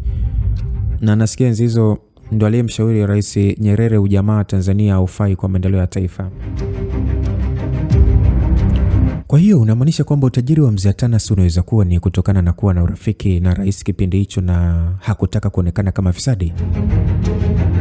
Inaweza kuwa sababu, japo sina uhakika kwa asilimia kubwa, lakini mpaka sasa kati ya wazee ambao walikuwa wakifanya kazi karibu na rais wa kwanza wa Tanzania aliyebakia hai ni Atanas peke yake, na familia yake ina nguvu sana kutokana na kumiliki uchumi wa Tanzania kwa sehemu kubwa. Nikwambie tu utajiri wa Azizi sio kamili. Kuna mali nyingi sana ambazo zinamilikiwa na familia ya Atanas ndani ya taifa hili, na hili lipo wazi kabisa kwa viongozi wote wa juu wa kiserikali. Kwa hiyo ni rahisi kusema kwamba ile familia haigusiki Afrika Mashariki yote, kwani mpaka Rwanda huko ndio wamewekeza, yani ni kama wawekezaji wakubwa, huku mali zote zikisimamiwa na Mohamed pamoja na vitukuu. Alijibu Edina na kuzidi kumshangaza Roma, na kwa haraka katika akili ya Roma alijua ndio maana akaona picha ya Rais Nyerere, na alijua lazima kuna sababu kubwa kwa Mzee Atanas kujificha kwenye mgongo wa Mohamed Aziz. Sasa baada ya hilo bwana, kwanza Roma bado alikuwa na maswali mengi na alishindwa kuyapatia ufumbuzi, kwani Edina alionekana kuchoka na pia alikuwa ashafika nyumbani. Ilikuwa ni asubuhi. Roma baada ya kumaliza sasa taratibu zake zote kabla ya kwenda kazini, wakati akijiandaa kushuka chini kwa ajili ya chai ya asubuhi, simu yake iliita na jina ilikuwa ni Diego. Basi Diego alianza kwa salamu akisema kwamba habari za asubuhi Mheshimiwa Mfalme Pluto. Roma akajibu salama Diego, kuna habari gani? Diego akajibu Mfalme Pluto, nimekupigia kuelezea ile ripoti kwamba imekamilika na nataka kukupatia siku ya leo. Roma alijikuta akipata mushkal na alijituliza kwanza. Roma akasema okay Diego, nitapitia jioni ya leo, naamini kuna mengi kwenye hiyo ripoti. Diego akasema ndio Mfalme Pluto, yapo mengi ambayo tumegundua, ni hakika utashangaa. Aliongea Diego na Roma alipatwa na hamu ya kujua ni kipi kipo kwenye hiyo ripoti. Roma akasema sawa Diego, nitapitia jioni ya leo. Diego akasema kwamba sawa Mfalme Pluto, nikutakie kazi njema. Aliongea Diego na kukata simu. Sasa Roma baada ya kumaliza kuongea na simu, alishuka mpaka chini sebleni kwa ajili ya kujipatia kifungua kinywa ili sasa elekee kazini. Edina tayari alikuwa ameketi kwenye meza na Biwemo wakijipatia kifungua kinywa. Edina alimwangalia yani Edina alimtazama Roma na kisha kumtingishia kichwa kama salamu. Na Roma alitabasamu na kisha akavuta kiti na kuketi. Saa 3 kamili, Roma aliingiza gari lake kwenye maegesho ya kampuni na akaingia kwenye lifti kuelekea kwenye ofisi ambayo alikuwa akifanyia kazi. Wafanyakazi wenzake leo hii walikuwa busy na majukumu yao na Roma hakutaka kuwabugudhi. Alichokifanya ni kusalimia kila mmoja na kisha akakaa kwenye meza yake na kuwasha tarakishi yake kuangalia ni game gani ambalo leo atacheza. Rachel aliyekuwa busy alimwangalia Roma na kisha katabasamu. Mrembo huyu alionekana alikuwa akikumbuka kitendo ambacho alikuwa amefanywa na Roma siku chache nyuma. Na Roma alimuona Rachel ambaye alikuwa akimwangalia na kumkonyeza. Saa 6 kamili, Roma alikuwa ashachoka muda mrefu tu kucheza game. Na sasa alikuwa amegamia kwenye kiti chake akiwa ameuchapa tu usingizi. Sauti ya mwanadada Benedetta ilisikika kumuita Roma na ilimshtua kutoka kwenye usingizi wake na aligeuza shingo na kumwangalia. Benedetta akasema kwamba kuna sehemu naomba unisindikize. Aliongea Benedetta huku sasa akimwangalia Roma. Asa Roma akasema kwamba unaonaje ukiniambia ni wapi tunaenda? Benedetta akasema naelekea site, nimeona huna kazi hivyo sio mbaya kama utanisindikiza. Aliongea Benedetta na Roma hakuna shida kumsindikiza. Kwanza alikuwa ashachoka ukaa sehemu moja na alitaka kidogo anyooshe miguu. Sasa Roma na Benedetta waliingia kwenye gari moja ya Benedetta huku sasa Roma akiwa ndo dereva. Benedetta alimpa Roma maelekezo kama anaelekea Mbagala, eneo ambalo barabara ya mwendokasi ilikuwa ikijengwa kwa ushirikiano wa kampuni mbili yani JR na Vexto Group. Sasa Roma akasema kwamba Benedetta, nadhani cheo chako cha ukuu wa idara ya public relation hakikutoshi. Aliongea Roma. Benedetta akasema kwamba kwa nini unasema hivyo? Katika wanawake ambao ni wachapakazi kwenye kampuni basi ni wewe. Sio kweli Roma. Wapo ambao wanafanya zaidi kuliko hata mimi. Kwa mfano CEO Edina, nadhani ndo anayefanya kazi kuzidi wafanyakazi wote wa kampuni. Licha ya kampuni kuwa ya kwake lakini ndo anayefanya kazi sana. Aliongea Benedetta na Roma aliona ni kweli Edina alikuwa akifanya sana kazi, kwani alikuwa akikumbuka kuna siku alikuwa akilala ofisini. Basi Roma akasema kwamba nadhani lakini kwenye idara yetu wewe ndio mfanyakazi unayewajibika muda wote. Sijawahi kuona hata ukipiga umbea na wafanyakazi wenzako. Inabidi CEO akupandishe cheo. Aliongea Roma na kumfanya Benedetta ajisikie vizuri. Hakuna mtu ambaye hakupenda kusifiwa bwana. Lakini pia ilikuwa kweli Benedetta alikuwa ni mmoja wa wafanyakazi wa Vexto ambao muda wote walikuwa busy. Na kuna muda Roma alimuona Benedetta kama mfanyakazi ambaye huenda kwao maisha hayakuwa mazuri sana, ndio maana anafanya kazi sana ili apandishwe cheo na mshahara uongezeke. Basi Benedetta akasema kwamba sema Roma, ulitushangaza sana wewe na Doris baada ya kufanikiwa kufanikisha lile dili la kampuni ya makuza. Hakuna ambaye alitegemea mafanikio yale. Roma unaonekana kuwa ni mtu ambaye hujali sana masuala ya kazi, lakini ukiwa serious utafanya mambo makubwa sana. Aliongea Benedetta na kumfanya Roma atoe tabasamu. Dakika chache bwana alikuwa ashafika Mbagala rangi 3 na Roma alisimamisha gari upande wa kulia na kisha katoka. Benedetta licha ya kwamba hakuwa mzuri sana kama Edina, lakini alikuwa ni mmoja wa wanawake ambao unaweza kusema kwamba ni wazuri kiasi kwamba kila mwanaume atakayemwangalia lazima avutiwe naye. Basi Roma aliongozana na Benedetta mpaka upande wa pili wa barabara. Sehemu ilikuwa na wafanyakazi wengi ambao walikuwa wakifanya kazi ya kuchimba mashimo na kumwaga zege. Roma sasa kuelewa ni jambo gani ambalo limemleta Benedetta ndani ya haya maeneo, jambo ambalo lilikuwa likihusiana na idara yao. Basi sauti ilisikika ikimuita Roma. Ilikuwa ni sauti ya kiume ambayo ilimfanya Roma ageuze macho upande wa kushoto na kumwangalia ni nani aliyekuwa akimuita. Oh, Yusufu. Aliita Roma mara baada ya kugundua aliyekuwa akiliita jina lake alikuwa ni Yusufu. Roma tokea atoke Mbagala hakuwahi kupata wasaa wa kuja kuwatembelea marafiki zake, yani aliokuwa akibeba nao mizigo. Yusufu alikuwa amevalia kijikoti cha rangi ya kijani na kofia ngumu kichwani. Roma sasa alishangazwa na Yusufu kwa kuwa ndani ya hilo eneo. kwani kazi ambayo alionekana alikuwa akifanya ilikuwa ikihusisha wahandisi. Basi Yusufu akasema, ni muda sana man, hatujaonana tokea wewe maisha yako amekuwa super sana siku hizi, aliongea Yusufu baada ya kuwasogelea Roma na Benedetta. Roma akasema kwamba ndio, ni kama mwezi sasa, ila sijawahi kujua kuwa wewe ni engineer. Yusufu alicheka akasema, nadhani hujawahi kuniuliza kuhusu level ya elimu yangu Roma. Roma alitingisha kichwa na kuona ni kweli, kwani licha ya kwamba alikuwa akifanya kazi na baadhi ya watu pale soko la Mbagala, lakini hakuwa akijua kuhusu elimu zao. Roma alichokuwa akijua ni kwamba ni wabeba mizigo kama yeye alivyokuwa mbeba mizigo. Basi Roma akasema kwamba kwa hiyo unaniambia kwamba ulikuwa ni msomi wa engineer, si ndio?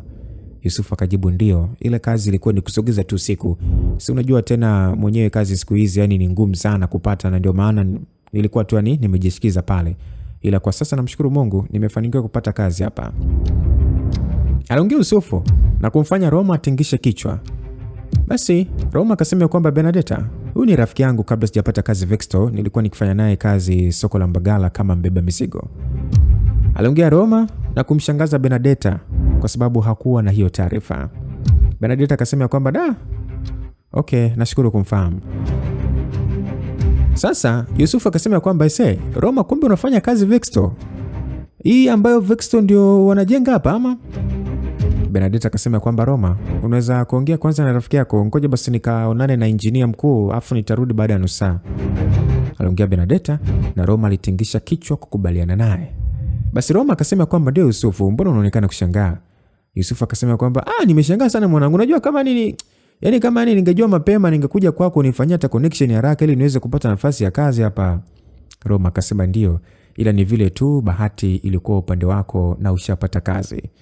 Yusufu akasema ndio, sema tu mshikaji wangu yani Mwando yule hakupata, na mpaka sasa yupo pale pale sokoni anafanya kazi. Unajua amejitahidi sana kuomba sehemu mbalimbali, ila bahati mbaya ni hajafanikiwa. Roma akasema unamaanisha yule jamaa mpole sana? Yusufu akasema ndio mwanangu, yani nimejaribu kuongea na director hapa ampe hata nafasi, ila sasa akasema pameshajaa na apokee engineer mwingine. Na jamaa sasa unajua anamuonea huruma sana, maana bi mkubwa wake yani ni mgonjwa wa kisukari na pesa anayopata anamtumia, lakini bado yani kiasi ambacho anatuma hakitoshi, aliongea Yusufu na kumfanya Roma amuonee huruma sana. Alikuwa akimjua sana Muhando, yani hakuwa ni yule mtu ambaye ni mwongeaji sana, ila hakujua kuwa alikuwa pia yeye ni mhandisi wa ngazi ya shahada kama ilivyokuwa kwa Yusufu. Basi bwana, jamaa yani Roma sasa akaambiwa kwamba sasa Roma, kama una connection unaonaje basi ukimuunganisha mshikaji, unajua anamuonea sana huruma, yani najitahidi sana ninachopata hapa kumsave na kiasi, lakini bado aliongea na Roma aliguswa sana kumsaidia Muhando. Aliona jukumu lake kuwasaidia washikaji zake ambao alikuwa akifanya nao kazi kwa takriban miezi 6 alipoingia ndani ya jiji la Dar, na ni hao ambao walimpokea kwa ukarimu sana, hivyo aliona kuwasaidia lilikuwa ni jukumu lake. Okay, nitamsaidia mshikaji, mpigie simu tuonane naye hapa, aliongea Roma, na Yusufu alitoa tabasamu la furaha. Alitoa simu yake ndogo mfukoni na kumpigia, na Yusufu akasema kwamba anasema yupo maeneo haya na anakuja sasa hivi. Roma akasema vyeti vyake vipi? Yusufu alicheka akasema jamaa huwa anatembea navyo yani kila anapoenda, aliongea Yusufu na kumfanya Roma tabasamu. Zilipita kama dakika 15 tu hivi Muhando alifika bwana. Alikuwa amechafuka mno kiasi cha kumfanya Roma aone kweli taifa la Tanzania lina tatizo kubwa la ajira, kwani msomi wa uhandisi hakuwa na utofauti na watu ambao hawajasoma. Muhando alisalimiana na Roma kwa shauku kubwa, shauku iliyokuwa imemvaa kwenye uso wake. Basi Yusufu akasema kwamba wewe Muhando mwanetu, Roma bwana hapa anatusaidia, yani anataka kusaidia juu ya kazi, anafanya kazi Vexto na ana connection, aliongea Yusufu na kumfanya Muhando atoe tabasamu.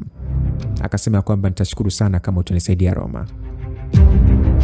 Aliongea na kumfanya Roma tabasamu, na wakati ule ule sasa Benedetta alifika ndani ya eneo ambalo Roma alikuwa amesimama na marafiki zake. Alionekana kumaliza kila ambacho kilikuwa kimemleta ndani ya hilo eneo.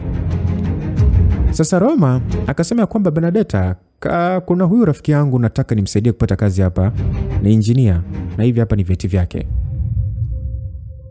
aliongea Roma, huku sasa akimkabidhi Benedetta vile vyeti na kuanza kuvikagua pamoja na CV yake Na mwanadada huyu alijikuta akishangaa kwani Muhando alikuwa na ufaulu mkubwa sana wa GPA. Bernadette akasema kwamba unaonekana kuwa na ufaulu mkubwa, kwa nini sasa umeshindwa kuchukua yani kwa nini wameshindwa kukuchukua mhandisi kama wewe? Aliongea Bernadette huku akaendelea kusoma karatasi zile. Licha Muhando kuwa na GPA ya 4.7 ya civil engineering, lakini pia alikuwa na uzoefu wa kufanya kazi sehemu tofauti tofauti, na hili ndilo jambo ambalo lilimshangaza Bernadette. Kwa nini mtu ambaye ana ufaulu mkubwa kama huyu hajapata nafasi? Basi Yusufu akasema kwamba sister, hata mimi mwenyewe nimeshangaa. GPA yangu ni 3.0, lakini nimepata ajira na Muhando kakosa licha ya kwamba tumeleta maombi wakati mmoja. Aliongea Yusufu. Roma kwa maelezo hayo aliona ukakasi kwa watu ambao walikuwa wakihusika na masuala ya uajiri. Basi Bernadette akasema kwamba sema swala la ajira na usimamizi wote wa uajiriwa hapa unasimamiwa na JR. Sisi tunahusika tu na kuleta malighafi tu. Aliongea Bernadette, lakini Roma hakuridhika. Roma akasema kwamba hata kama Bernadette, yani kulitumika kigezo gani kwa Muhando hapa kukosa kazi? Lazima kuna ufisadi hapo unafanyika. Aliongea Roma. Roma akaambiwa kwamba kwa hiyo Roma unataka kufanya nini? Roma akasema kwamba Muhando, hebu nitumie hizi CV na vyeti vyako kupitia email yangu, nitaangalia namna ya kukusaidia kupata kazi. Kesho nitakupa jibu. Aliongea Roma na kumfanya Muhando macho kumtoka. Maana kwa jinsi alivyomwona Roma ni kama alikuwa na uhakika wa kupata kazi, kwani Roma aliongea kwa kujiamini sana. Roma baada ya kumtajia Muhando email yake, waliondoka ndani ya eneo hilo na kurejea walipoacha gari yao. Sasa Roma akasema kwamba Bernadette, unaonaje tukipata kabisa chakula huku kabla ya kurudi? Bernadette akasema ya, itakuwa vizuri, hata mimi mwenyewe nilikuwa nikifikiria hivyo. Aliongea Bernadette huku sasa akitabasamu. Roma alikuwa akijua sana haya maeneo ya Mbagala, hivyo kuchagua mgahawa wa wao kukaa kwa ajili ya kupata chakula halikumpa shida. Walikuja kusimamisha gari za KEM barabara ya kwenda Kijichi kwenye mgahawa moja hivi maarufu ndani ya eneo hili. Roma alimuongoza Bernadette ambaye alionekana kuwa mgeni kwenye haya maeneo. Bernadette akasema kwamba sio pabaya sana. Aliongea Bernadette baada ya kupenda mpangilio na usafi wa hapa ndani. Licha ya kwamba ni sehemu ambayo ilikuwa na watu wengi, Roma aliagiza ugali na samaki pamoja na juice, na Bernadette aliagiza pilau na nyama ya kukaanga. Wakati Roma akianza kula, mara macho yake bwana yalitua kwenye watu waliokuwa wakiingia ndani ya hili eneo. Na sehemu ambayo Roma na Bernadette walichagua kukaa ilikuwa ni rahisi kwao kuona mlangoni, na hili mfanya Roma kutambua watu haraka. Roma alimuona Najima aliyekuwa ameambatana na watu wanne. Wa kwanza kumtambua alikuwa ni Juma, wa pili yake alikuwa ni mama ambaye kwa haraka ukimwangalia ni mtu kama miaka kama 40 hivi kwenda juu, mweupe hivi mnene aliyevalia ushungi na dera rangi nyeusi. Alafu sasa pia mtu wa nne alikuwa ni mwanaume hivi Msomali hivi mwenye kitambi saizi ya kati ambaye Roma alishindwa kumtambua. Sasa Najima alijikuta akikutanisha macho na Roma na kumfanya Juma aliyekuwa akiangalia sehemu ya kukaa huku sasa akiongea na bwana mwenye kitambi hivi kugeuka upande ambao Najima alikuwa akiangalia, na hapo ndipo na Roma alikutanisha macho, yani Juma na Roma walikutanisha macho kwa pamoja. Juma licha ya kwamba alikuwa amemuona Roma, lakini hakuonesha hali yoyote ile ya kutaka kumsalimia. Roma aliyekuwa amekaa na Bernadette alishindwa kujua ni kwa nini watu hao wanne wapo hapa ndani ya mgahawa. Kwani kwa muonekano wao hawakuonekana kama watu ambao wamekuja kwa ajili ya kula tu, bali walionekana kama kuna jambo muhimu sana ambalo walikuja kulizungumza. Sasa Juma alionyesha kidole, yani alinyoshia kidole meza ambayo iliyokuwa tupu pembeni kidogo na walipokuwa wameketi Roma na Bernadette, na walisogelea japo kwa Najima ni kama hakupenda hiyo sehemu. Najima alimwangalia tu Roma na alishindwa hata kumpa salamu, na kwa Juma hivyo hivyo tu, kitendo ambacho kilifanya Roma sasa kujiuliza kuna nini kinaendelea. Ila hakutaka kufuatilia sana. Alijiambia kwenye akili yake kwa kuwa amekuja kukaa karibu na yeye, basi atajua ni kwa nini kuna mabadiliko hayo kwa upande wa Najima. Kwani alikuwa akimjua sana mwanadada huyu, hata kama kaka yake asingesalimia, ila kwa Najima asingempita bila salamu. Bernadette alimwangalia Roma na alionekana na yeye kuna kitu alikigundua, ila hakutaka kuongea. Aliendelea kuwa busy na chakula chake. Basi Roma alipata kusikia maneno ya kwamba baba, hili tushalimaliza kabisa, na mimi kama shangazi yake Najma una baraka zote, na unachotakiwa tu ni kuleta barua ya posa na taratibu zingine zitafuata. Roma alipata kusikia maneno hayo kutoka kwa mwanamke ambaye sasa aligundua ni shangazi yake na Najma. Lakini pia Roma alisikia kauli ya kwamba nashukuru sana mama kwa kupata baraka zako mimi na Najma. Niseme tu nampenda sana Najma na nipo tayari kumuoa hata kesho. Roma aliweza kusikia mwanamume mwenye kitambi akiongea hivyo. Sasa shangazi akacheka akasema kwamba unaonekana kumpenda sana Najma. Ila niseme tu shangazi yangu kwa kweli, yani niseme tu kwamba hapa huyu Najma ni mrembo kweli. Yani hapa umepata mke. Aliongea shangazi na kujali kuongea kwa sauti ya chini, na watu waliokuwa pembeni walijua kinachoongelewa hapo ni ndoa. Najma muda wote alionyesha hali ya kutokuwa na utulivu. Licha ya kwamba Roma alikuwa amempa kisogo, ila kwa sauti ya shangazi yake alijua kabisa atakuwa amesikia kila kitu. Basi Juma akasema kwamba bro Ahmed, mdogo wangu ni chombo, wewe fanya tu chapchapo hapo kama shangazi alivyosema ili ndoa isichelewe. Aliongea Juma na yeye kwa sauti kubwa kidogo kuliko shangazi yake. Roma hata ile hamu ya kula sasa ilikuwa imemuishia, na Benedetta aligundua mabadiliko ya Roma, ila alipanga kukaa kwanza kimya kwa wakati huo. Na pia Roma alishukuru kwa Benedetta kutokuuliza, kwani aliona angemfanya asisikie ni kitu gani Najma na kaka yake kilikuwa kimewaleta hapo ndani. Sasa Roma baada ya kumaliza kula chakula alilipia na kutembea kuelekea barabarani na kuingia kwenye gari yao, na safari ya kurudi kazini ikaanza. Asa Benedetta alivunja ukimya, akasema kwamba alikuwa ni mpenzi wako ama? Siwezi kusema alikuwa ni mpenzi, ila tulifikia hatua nzuri ya kuwa wapenzi, ila kuna changamoto tu zilikuwepo katikati yetu ndio maana. Lakini Roma, wewe si una mke? Ya, ni naye, na naweza kusema na hiyo ni moja ya changamoto, alijibu Roma. Na kiukweli ni kwamba moyo wake ulikuwa mzito sana kumwachia Najma awe na mwanamume mwingine. Yaani ni hali ambayo hakuwahi kujihisi kwenye maisha yake. Roma baada ya kufika ndani ya kampuni alinyosha moja kwa moja kwenda kwenye ofisi ya mke wake ambaye ni Edina, na alimkuta Miss Airport aliyekuwa busy na tarakishi yake, na Roma alimpungia tu mkono na kupita moja kwa moja, jambo ambalo lilimfanya mwanadada huyo akasirike. Roma baada sasa kuingia ndani ya ofisi hii alimkuta Edina akiwa anaongea na simu, jambo ambalo kwa Roma, kwa kumwangalia tu mke wake, alijua kabisa simu hiyo ilionekana kuwa muhimu kutokana na muonekano wake. Basi Edina alionekana kucheka akasema kwamba Chibwebo, acha basi kunichekesha, haujaacha tu mambo yako tu mpaka sasa hivi. Okay, sawa, usijali Chibu, nitajitahidi sana kufanikisha ombi lako. Edina alikuwa akiongea kwa furaha sana, tena alikuwa anatumia lugha ya Kifaransa, jambo ambalo lilimshangaza sana Roma. Hakujua mke wake alikuwa akijua kuongea Kifaransa, tena ile fluently kabisa ni. Lakini licha ya Roma kushangazwa na namna ambavyo mke wake alikuwa akiongea Kifaransa, ila jina la Chibu ndilo limfanya afikirie ni uhusiano gani Chibu anao na mke wake, kiasi cha wawili hao kuongea kwa furaha mpaka kuwekeana ahadi. Basi Edina akauliza kwamba vipi Roma, kuna shida? Aliuliza Edina baada ya kumwona Roma anamwangalia tu bila kuongea lolote. Wife, sikujua kama unaweza kuongea Kifaransa. Ulifikiri ni wewe tu ambaye unajua kuongea lugha tofauti tofauti?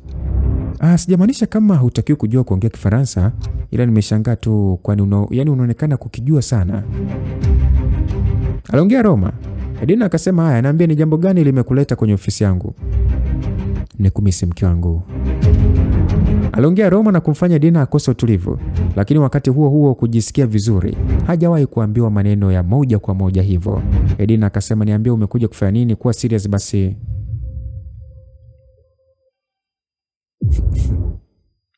Kuna rafiki yangu nataka apatiwe ajira, ana CV nzuri tu na GPA kubwa ya uhandisi wa majengo, ila sina connection ya kumsaidia. Wife, unaonaje ukimsaidia mumeo kwenye hili? Aliongea Roma na kumfanya Edina amwangalie, na kisha akafikiria kidogo. Edina akasema kwamba siwezi kukusaidia bure. Aliongea Edina na kumfanya sasa Roma ashangae. Alijikuta kitabasamu na kuona mke wake sasa hivi anakuwa mjanja sasa. Roma akasema, baby wife, unataka nifanye nini ili unisaidie? Edina akasema, ninapanga kufungua kampuni mpya ya burudani na habari, na mtu wa kuisimamia kampuni hiyo napanga uwe wewe. Aliongea Edina na kumfanya Roma atoe macho. Of course, ukweli ni kwamba Edina alikuwa amepanga baada ya kufanikisha swala la mkataba wa Yamakuza, faida atakayopata kupitia malighafi mpya atumie kufungua kampuni nyingine mpya itakayohusika na masuala ya habari na burudani, kampuni ambayo itakuwa na kituo cha TV. Nia na madhumuni ya kutaka kufungua kwa kampuni hii, alitaka kupunguza gharama za matangazo, kwani Vexto ilikuwa ikitumia zaidi ya bilioni 5 kwa mwaka kwa ajili ya matangazo, lakini pia kulipa mabalozi wa bidhaa zao. Hivyo aliamini akifungua kampuni ambayo itakuwa inahusisha masuala ya habari na burudani, ni rahisi kwake kupromoti bidhaa zake pasipo kutumia kiasi kikubwa cha pesa. Lakini pia mrembo huyo alipanga pia kampuni hiyo ampe Roma aiendeshe ili kukuza hadhi yake. Hakupenda ije kufahamika mume wake ni mfanyakazi wa kawaida ndani ya Vexto. Wife, hilo swala la kuongoza kampuni siliafiki hata kidogo, aliongea Roma na kumfanya Edina amwangalie kwa maswali, ni kama alitegemea upinzani kutoka kwa Roma. Edina akasema, kama utaki basi sahau kuhusu rafiki yako kupata ajira, aliongea Edina huku akirudisha macho yake kwenye tarakishi yake. Roma alimwangalia Edina. Ukweli sio kwamba eti kama Roma hakupenda kuongoza kampuni, ila hakutaka kazi ambazo zitamfanya kufikiria, na hii ni kutokana na ugonjwa wake. Professor Clark alimpa ushauri Roma wa kutokufanya kazi ambayo itakuwa inaumiza kichwa. Wife, hakuna namna nyingine ya kumsaidia rafiki yangu. Roma, mimi yani huo ndo msimamo wangu, sawa? Ukikubali kuwa director wa kampuni ambayo nitaifungua rafiki yako, basi nitampatia mkataba wa kazi wa kudumu na mshahara utakuwa ni mzuri tu, aliongea Edina. Na kwa namna ambavyo Roma alimuona mke wake ni kwamba alikuwa serious. Kuongoza kampuni sio jambo gumu sana Roma. Kuna wataalamu ambao watakusaidia kufanya majukumu yote. Wewe itakuwa tu ni kutia sahihi na kutoa baadhi ya maagizo tu basi. Aliendelea kuongea hivyo Edina na alionekana kumshawishi Roma. Okay wife, tufanye umeshinda. Utampa rafiki yangu mkataba wa kazi wa kudumu na mshahara mzuri na mimi nitaongoza kampuni. Edina alijikuta kitabasamu. Hakudhania jambo lake litaenda kirahisi hivyo, kwani usiku wote alikuwa akifikiria namna ya kumshawishi Roma juu ya jambo hilo. Edina akawaza ya kwamba hii ndio mbinu nzuri ya kumfanya awe serious na maisha. Anaweza kuona anafanya haya yote kwa faida yangu ila ni kwa ajili yake, aliwaza hivyo Edina. Sasa ni muda wa saa 1 za jioni. Roma alimuaga Edina na Biwema kama anatoka ila atarudi. Na baada ya kutoka moja kwa moja alielekea Mbutu kwenye makazi ya The Eagles. Alikuwa na mchecheto kweli, kwa yani ule mchecheto wa kujua ni jambo gani The Eagles wameweza kulifanikisha kuligundua katika kazi aliyowapatia. Kazi ambayo ilikuwa ni juu ya kumfuatilia mtu aliyekuwa akifahamika kwa jina la The Don. Lakini pia kujua muunganiko uliokuwepo kati ya Edina na 17. Dakika chache mbele alikuwa akiingia ndani ya kambi hii, na leo ilikuwa ni tofauti kidogo, kwani alikuwepo Diego pekee na Bram ndani ya jumba hili. Basi Diego akasema kwamba Mfalme Pluto, habari za wakati huu? Roma akasema salama Diego, naona vijana wengine siwaoni. Aliongea Roma na kumfanya Diego kutabasamu kidogo. Diego akasema kwamba vijana wameenda kukutana na wapenzi wao. Aliongea Diego na kumfanya Roma kushangaa. Roma akasema usiniambie wote 8 wamepata wapenzi. Diego akasema ndio Mfalme Pluto, ni mimi na Bram tu ambaye mpaka sasa tupo single. Roma akasema Diego, na ujanja wako wote umeshindwa kupata mchumba hapa Tanzania au hawakuvutii? Diego akasema Mfalme Pluto, wanawake wa Tanzania ni warembo sana na nimejaribu bahati yangu na kupata mmoja. Tatizo tu limekuja anaonekana kupenda sana hela kuliko mapenzi. Aliongea Diego na kumfanya Roma acheke. Hakujua Diego ni bahiri kiasi hicho. Roma akasema nimejia ripoti Diego. Naomba basi usinipe nisome, usinipe hapa nisome. Nataka tu yani unielezee ili iwe rahisi kuelewa. Maana ukinipatia nisome hapa itachukua muda. Basi aliongea Roma na kuegamia kwenye sofa, na Diego alichukua kishikwambi kilichokuwa kwenye meza na kupapasa kwa dakika kadhaa. Na kisha akakohoa kidogo. Alionekana kuwa na mzuka kweli kweli. Basi Diego alisema kwamba Mfalme Pluto, nitaomba kuanza na taarifa ya The Dawn. Basi Diego aliongea hivyo na Roma alimpa ishara ya kuendelea. Diego alisema ya kwamba kwa namna ambavyo vijana wetu wameweza kukusanya taarifa, lakini pia kwa namna ambavyo marafiki zetu walio ndani ya Mossad walivyotusaidia, tumegundua yafuatayo. Msikilizaji, Diego alipause kidogo. Diego alionekana kuwa na mchecheto juu ya taarifa hiyo, na kwa Roma pia alijikuta akipata msisimko, kwani hakudhania kama ripoti ya The Dawn imewafanya The Eagles mpaka kutumia mashushushu. Yaani The Eagles wanaita mashushushu marafiki. Wao waliona ndani ya kitengo cha kijasusi cha taifa la Israeli cha Mossad ndio kitafaa zaidi. Basi Diego aliendelea kutoa ripoti akisema ya kwamba kwanza kabisa Mfalme Pluto, tumegundua The Dawn ni jina tu la utambulisho ambalo halina muunganiko na mfanyabiashara yoyote wa madawa ya kulevya hapa nchini. Diego, unamaanisha nini? Mfalme Pluto, katika hatua zetu za kuchimba zaidi tumegundua The Dawn hausiki moja kwa moja na biashara inayohusu madawa ya kulevya, aliongea Diego na kumfanya Roma kushangaa. Diego aliendelea kuzungumza akasema kwamba wafanyabiashara wote wa madawa ya kulevya hapa Tanzania hakuna hata mmoja ambaye ashawahi kumuona huyu mtu ambaye anafahamika kwa jina la The Dawn. Wakati tunafuatilia taarifa tulikisia kwamba huenda Mheshimiwa Kigombola ndio mtu anayejiita The Dawn, lakini tulichogundua ni kwamba Mheshimiwa Kigombola sio The Dawn na hata yeye mwenyewe hamfahamu huyu mtu. Diego, kwa hiyo unamaanisha kwamba ndani ya Tanzania hakuna mtu ambaye anamfahamu The Dawn? Ndio Majesty Pluto, ndani ya Tanzania hakuna anayemfahamu mtu anayefahamika kwa jina la The Dawn, licha ya kwamba wafanyabiashara wote wa madawa ya kulevya na wale wa kufanya biashara ambazo sio halali kama vile kusafirisha viungo vya binadamu wanalipa commission ya mapato yao kwenda kwa The Dawn. Diego, hapo umenichanganya sasa. Umesema huyu mtu hawamjui. Kwa nini sasa wanalipa mapato kwenda kwake? Mfalme Pluto, hilo ndilo swala ambalo limetufanya tufuatilie kwa nini wafanyabiashara wakubwa wa biashara ambazo sio halali wanalipa commission kwa mtu ambaye hawamfahamu. Kwa hiyo umegundua nini? Kwanza kabisa kutokana na kwamba tulikosa taarifa ambazo zinahusiana na huyu The Dawn, kutokana na kwamba watu wengi hawamfahamu hapa Tanzania, tukafanya maamuzi ya kufuatilia usajili wa akaunti ya benki ambayo wafanyabiashara hawa hulipia commission, na tulichogundua ndio kilichotufanya sasa kuwasiliana na marafiki zetu walio ndani ya Mossad, aliongea Diego na kupapasa kishikwambi chake kwa dakika moja. Diego aliendelea kusema ya kwamba kwanza kabisa baada ya kufuatilia kuhusu hii akaunti ya bank, tuligundua ni akaunti iliyosajiliwa mwaka 1990 ndani ya Swiss Bank, na nyaraka ya vidhibiti vilivyoambatanisha ni jina la Hegemon. Lakini licha ya jina hili pia tuliweza kugundua jambo ambalo sio la kawaida. Tumegundua akaunti hii hupokea miamala ya fedha kila kona ya dunia, na kila muamala unahusisha biashara ambazo sio halali. Hegemon ndio Mfalme Pluto, na baada ya sisi kufuatilia kuhusu hili jina la Hegemon tulishindwa kupata taarifa, na hapo ndipo tulipowatafuta marafiki zetu kutoka Mossad na walitupatia taarifa ya kushtukiza kidogo ambayo wote hapa ndani ni kama imetushangaza sana. Taarifa gani? Hegemon is a known person. Hegemon hafahamiki. Roma alishangaa, yani inawezekana vipi watu waweke fedha kwenye akaunti ambayo mtu anayemiliki hiyo akaunti hafahamiki? Msikilizaji, ngoja ni kufafanulia kidogo. Hegemon katika Ugiriki ya kale ni neno lenye maana ya kikundi au nchi yenye nguvu ya kutawala wengine, aidha kwa njia ya utamaduni, dini, kijeshi au kiuchumi. Sasa Diego alisema kwamba Mfalme Pluto, kwa maelezo marahisi ni kwamba The Dawn wa Kenya ndio huyu wa Tanzania na The Dawn wa Mexico ni huyu wa Kitanzania,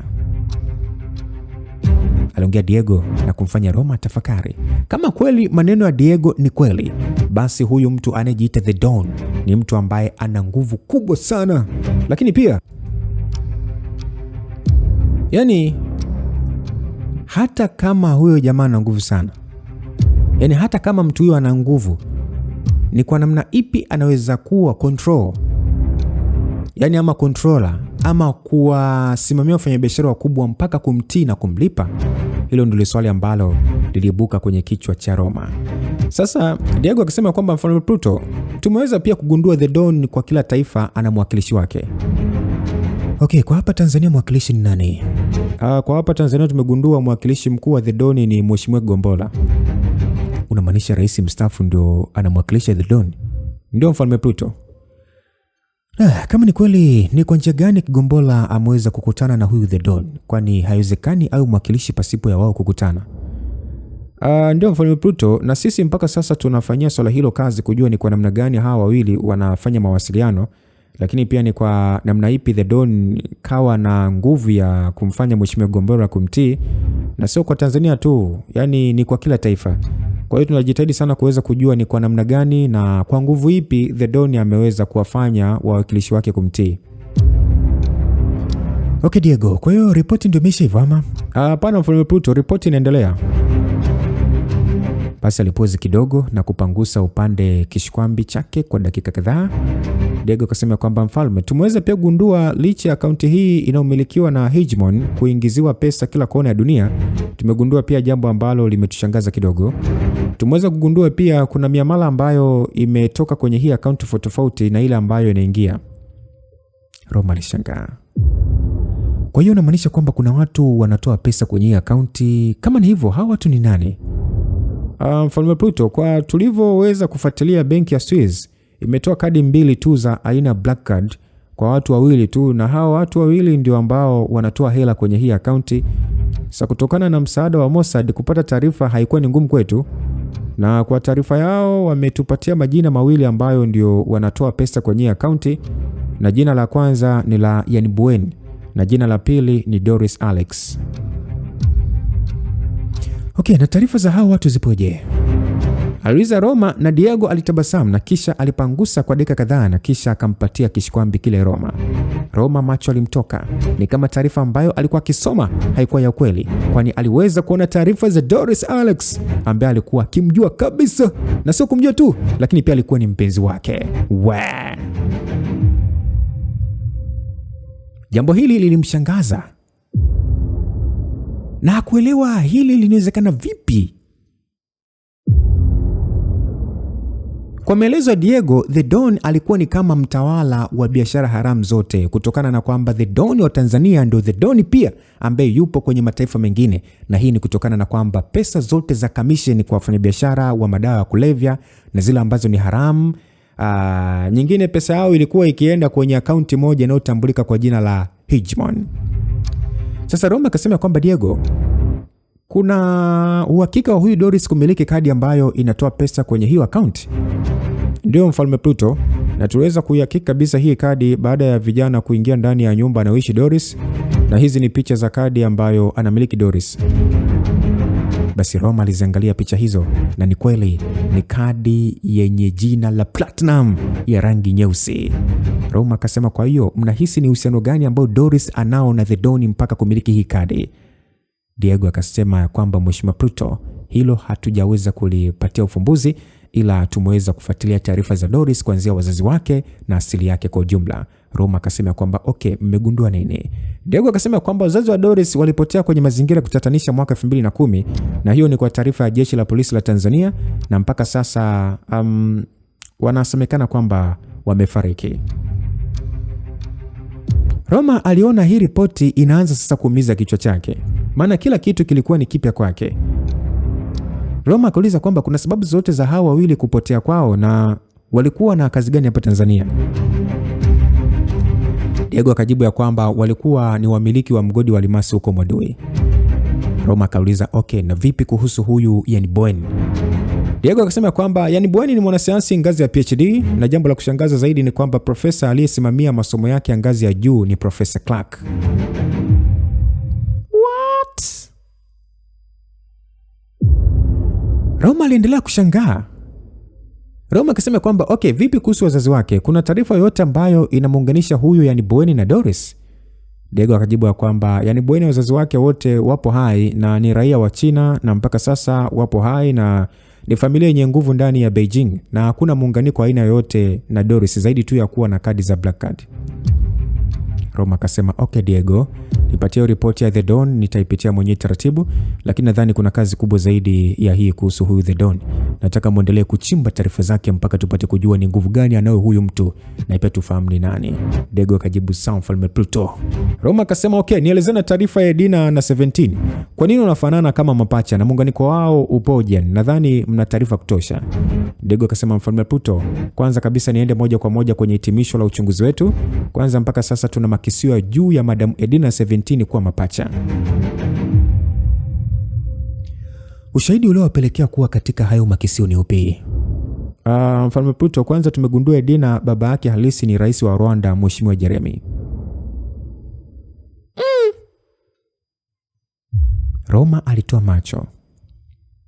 Sasa Diego aliendelea kusema ya kwamba na huu ndio ushahidi wa kuonyesha Rahel mama yake Edina na Mheshimiwa Jeremy walikuwa na mahusiano ya muda mrefu tu ambayo yalikuwa ni asiri. Basi alimpatia picha Roma na ni kweli.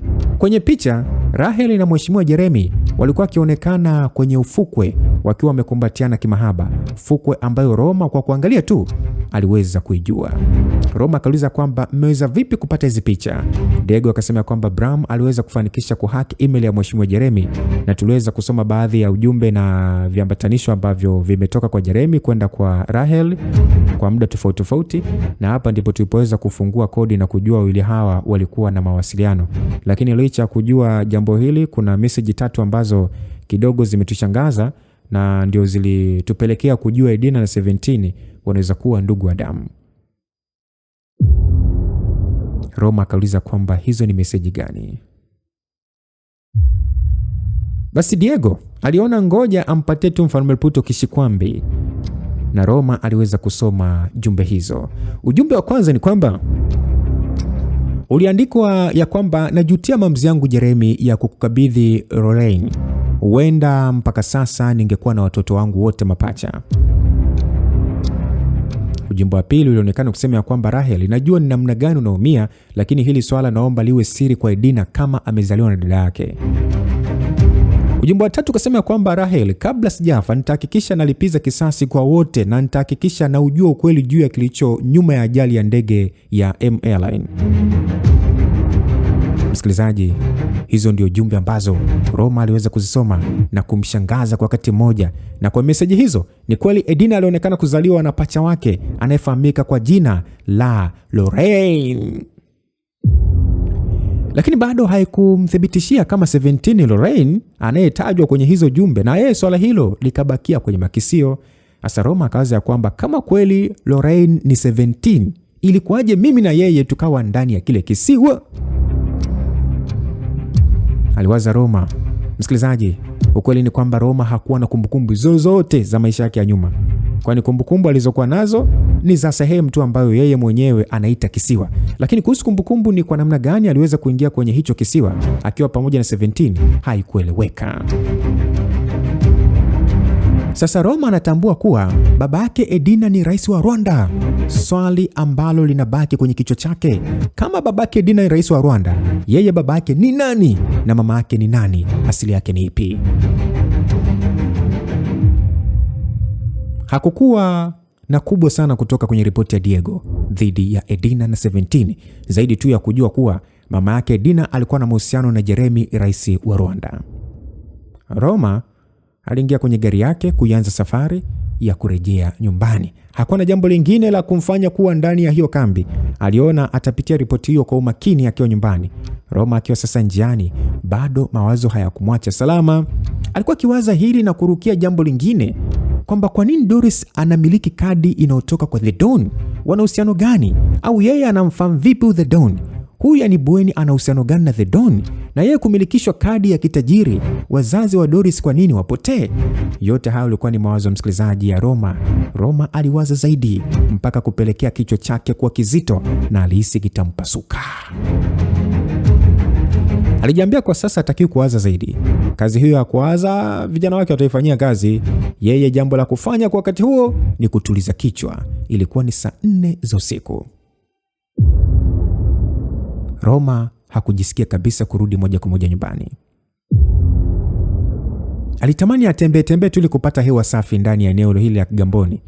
Roma alikuja kusimamisha gari yake pembeni mwa barabara kuu mita kadhaa tu kutoka Pangoni Beach. Alishuka kwenye gari na kuanza kutembea taratibu kuelekea upande wa ilipo hii beach.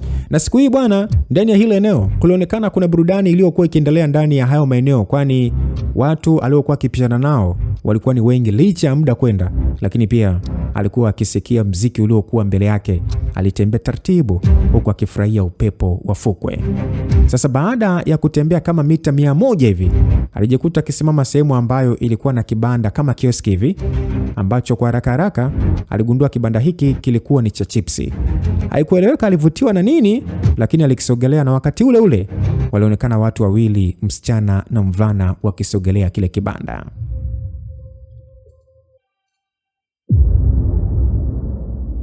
Sasa yule mvulana akasema ya kwamba tufungie chipsi na mishikaki 4. Alongele mvulana, sauti ikamjibu kwamba sawa. Sasa sauti hii kidogo ilimshangaza Roma. Ilikuwa ni ya kike, na hili ndilo jambo ambalo lilimvutia, na mtu aliyekuwa akiuza kwenye hilo eneo ni kama ashawahi kumuona. Alisogea mpaka karibu, na hapo ndipo alipogundua hisia zake zilikuwa ni za kweli. Huyu bwana alikuwa ni ule mdada aliyemchomolea wallet kwenye mwendo kasi. Sasa yule msichana akaita kwamba uncle. Aliita yule msichana ambaye alikuwa na ushombe ambao Roma alishindwa kujua kwamba ni wa muunganiko wa mtu mweusi na mtu gani. Roma alikaa kwenye benchi hilo kwa pembeni bila kuongea neno, huku akimwangalia bidada huyo alivyokuwa akihangaika kuwahudumia wateja wake. Sasa msikilizaji, tutakaporejea sasa tutafahamu sasa kipi ambacho Roma alikifanya kwa huyo mdada. Lakini pia hivi mumeelewa taarifa ya Diego? Taarifa ya Diego imekuwa ni ya kusisimua sana. Roma baada ya kupata taarifa ya kwamba hata mchepuko ama mpenzi wake naye anamiliki kadi ya Black Card, ambao pia hii inatoka kwa The Don. Je, atafanya nini kwa huyo manzi? Wewe, safari bado ni tamu sana msikilizaji. Tukutane sehemu inayofuata. Langu jina ni Lucas Lumbas, na nikuahidi tu kwamba kila siku hii story nitahakikisha natoka, kama sio baada ya siku moja, basi siku yake inayofuatia lazima itoke. Roma Ramon Mwamba Hades the Pluto. God with you till we meet again. Bye bye.